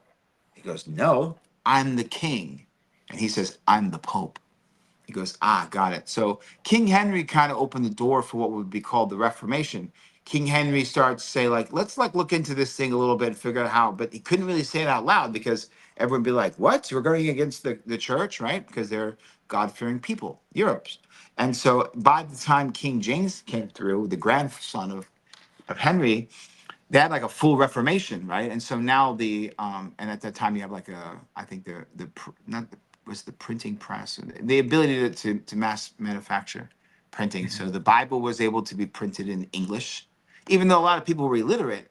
But the Bible was now in English, or Old English, and not Latin, and everyone was allowed to have one. And in this book, the vessel of Christ on earth is no longer the Pope of Rome; it's the King of England. And the Pope didn't like that. So what he did was he summoned his Erev Council, which is what we would call was the Jesuits. This is became the Jesuits, injected them into all of these Christian branches all over Europe with one goal in mind: sow chaos, rise to the top, and bring them back to Rome. There you have it. Yeah, unfortunately, they Erev didn't bring them back to Rome. They just went out on their own into infinite directions. Rav. Yeah. Erev Rav. And if you look at the rise of China, go type in Jesuits. And by the way, I know that this is the front line because no one, Alex Jones doesn't even talk about the Jesuits. Everyone dances. Everyone's real quick to talk about the Jews, kind of. Everyone's not really that quick. They'll say the Queen of England is a reptile, and they'll talk about this and they'll talk about that, but they'll talk about Satanism. They'll touch the Jews, but they'll never mention the Jesuits. Alex Jones doesn't even dance on the Jesuits. He dances all around the Jesuits, never mentions them. But you know why? Because they are 10,000 times more dangerous than Mossad and all the others. As history, I'll give you one final example on the Jesuits. You go on that rabbit hole. When you have historical figures that are through time that don't have nothing to do with each other, right? Abraham Lincoln, Hitler, Thomas Jefferson, all agree that the Jesuits are the synagogue of Satan, so to speak. You know you have a problem. The Catholic Church said there were only a few rules to become a pope. The first one, you have to be a Catholic. Second, you have to be a man. They check to make sure you have two balls and right, to make sure that you're a man, right? The third, you have to be a minimum. I think of like an archdiocese, a minimum position to even be voted in as the pope, to run for the pope. And then the last one was you're not allowed to be a Jesuit. And that Not one's allowed been to be taken down, right? because we just had, for the first time ever, the black pope became the pope.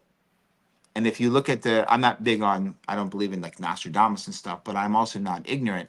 And when you read about a man named Saint Malachy from the 1200s, 12th centuries, 1180s, I think. Saint Malachy, something happened. He got sick. He got hit by lightning. Something happened, but he saw a vision and he wrote it down. This is like confirmed. We have the original writing. We know when it was written. It's been known since the time he wrote it, and it's called "The Prophecies of the Pope" by Saint Malachy from Ireland. And he wrote 112 popes. Now the question was it starting with the pope that currently was at that time, or was starting with the next one that wasn't elected yet? And he wrote something about them, a saying, and it was 112. And the last one, his name is Peter Romanus, which he basically would say is the Antichrist. And so everyone thought that the 112th one was this last one, or was it the next one? We didn't know. And this pope was the Jesuit pope. I was like, this is Peter the Roman, because he's the Jesuit pope. This is exactly the Jesuit arm is the satanic. They the Society of Jesus swears a blood oath to the commanding general of the Society of Jesus, not to the pope. That should tell you everything alone. They have no allegiance outside of their own order. But now this pope has died, and there's another thing coming. It's gonna be very interesting. So it's called "The Prophecies of the Pope," Saint Malachy. You can find it on Wikipedia. You can find it on anything. But when you read it and you look at the timelines, I mean, dude, the guy's 90% accurate. Like, come on, man. Like, you cannot only. Well, here's the writing. Here's what it said. Here's 1,000. Here's 800 years, and here, tell me how we can So we're supposed to deny that this man saw something, you know? And ironically, it goes into exactly what we're looking at right now. And so some people say like it means it's the fall of the Catholic Church, like Rome. And some people say it's the fall of the earth, like the end of the earth. And some people, the judgment day, or, you know, or redemption, whatever you want to call it. But who knows, man? We're in that. We are inside of it. We are we are here deep in the situation. Yeah, it's an honor. I feel privileged in this time. I think the country, I represent the country. I don't know much about the rest of the world. I'm a humble guy, but our country was sleepwalking for at least 60 years. The boomer Yeah. generation just blindly believed everything the media told them, everything the public education system said. The government's always looking out for us. And now that's not the case. There's a lot of the population that are waking up and understanding we have to fight on our own side. And we don't take orders from the government, and we don't take orders from anybody else other than our faith. And so that's why I say we live in a blessed timeline. It sucks to inherit things after they have decayed so much, but it's also a privilege to be able to fight for them and hopefully restore them. You and I stand with that because I'm born and raised in America. Yeah. I'm here. Like America needs to be fixed. I have children, you know what I mean? They're American, like the American, you know, that George Carlin said it's the American dream because you have to be asleep to see it. He wasn't knocking America. He was talking about the handlers because right before he said that, he gave a 25-minute masterpiece talking about the handlers, the bankers, and how they get us and how they design them all. He gave like the biggest masterpiece. I'll send it to you. A 20-minute masterpiece talking about the puppeteers.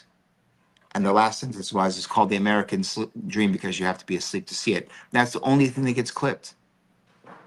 Yeah, I think that's the one where he says it's all a big game that you're not part of or something along those lines. Exactly, where he's wearing the black. It was his last one. Yeah, his last live thing. He died after that. Natural Yeah, he was a causes, wise but man. 100%. And I think, and the comedians are important, you know? Okay, so Nick Fuentes, who else? Throw out a couple for anyone who's going to see this so I think it's important for us to kind of spread a web, you know? Yeah, let's Thought leaders see. for you. What about Candace Owens? Candace, I have to wrap this up, by the way. I'm going to give you 5 more minutes, okay? Because I got to go We're my good. afternoon. No, let's But it's a let's good point question. in some directions and wrap it up. Absolutely. Yeah, I like Candace. It's obviously one of those things where there's different ranks in the army. Like I can't expect her to go out and fight for the white majority in America. Obvious, Yeah, no. That's not going to be something I can expect her to do. But she is absolutely a valuable contributor in the exposing of Jewish influence in this country. And whether or not you want to say that they're just puppets of who are actually Jesuits, either way, it's a lot like identifying drug dealers who are on your street versus the kingpin drug dealers. You don't just leave the drug dealers on the street who are peddling the drugs alone and say, well, we have to go after the upper people that are much harder to get to. You fix what's going on the street. And if the people on the street are calling themselves Jews and they are obviously participating in all of these cultural ills, we need to clean them up and then we can go after their boss. If they're being puppeteered or manipulated or blackmailed or however else by Jesuits or by anybody else, then It's just like organized crime. You grab the street holder, the street level drug dealer, you flip them, you figure out where the orders are coming from, and you work backwards. So she's doing valuable work in that space. Andrew Tate, of all people, this is somebody that I don't fully trust because he comes from an intelligence family, but at the same time, he's providing valuable, honest critique of America. The attack on masculinity is his number one thing. And his second thing is awakening whites. And he even condemns Christians, not because he has a problem with Christians, but he's saying, you guys lost your backbone. So it's like, those are all things that I agree with. Don't agree with some of his business practices, but there are no perfect leaders is probably the most important thing to call out, that no matter who I suggest, whether it's Nick or it's myself or it's Kanye or Candace, or pick anybody you want, you're going to be able to find a criticism against them. And so we can't throw the baby out with the bathwater. Of course. Yeah. We don't have to. Again, I'm not saying who do you follow, who we get thoughts from. We don't need to. As men, we're not supposed to follow. Like we can follow lead, but we're not a follower. I'm not going to follow someone into the fire. I have my own decision on what's hot. You Yeah. know, like I decide when it's too hot or when, you know, and so on. So I think that's the thing. And the way someone says something is their own choice, right? I could have conducted this interview and threw no curse words. I decide to throw curse words when I decide to throw curse words. Someone can like it and not like it. It's highly irrelevant. The point is the message, you know? Um, well, listen, amazing conversation. I'm glad we connected. I think it's going to be, I'm sure we'll have many other conversations. Are you open to doing like a debate platform? Potentially, I'd have to know what the subject is and who the panel is, but yeah, we can stay in touch and figure that out.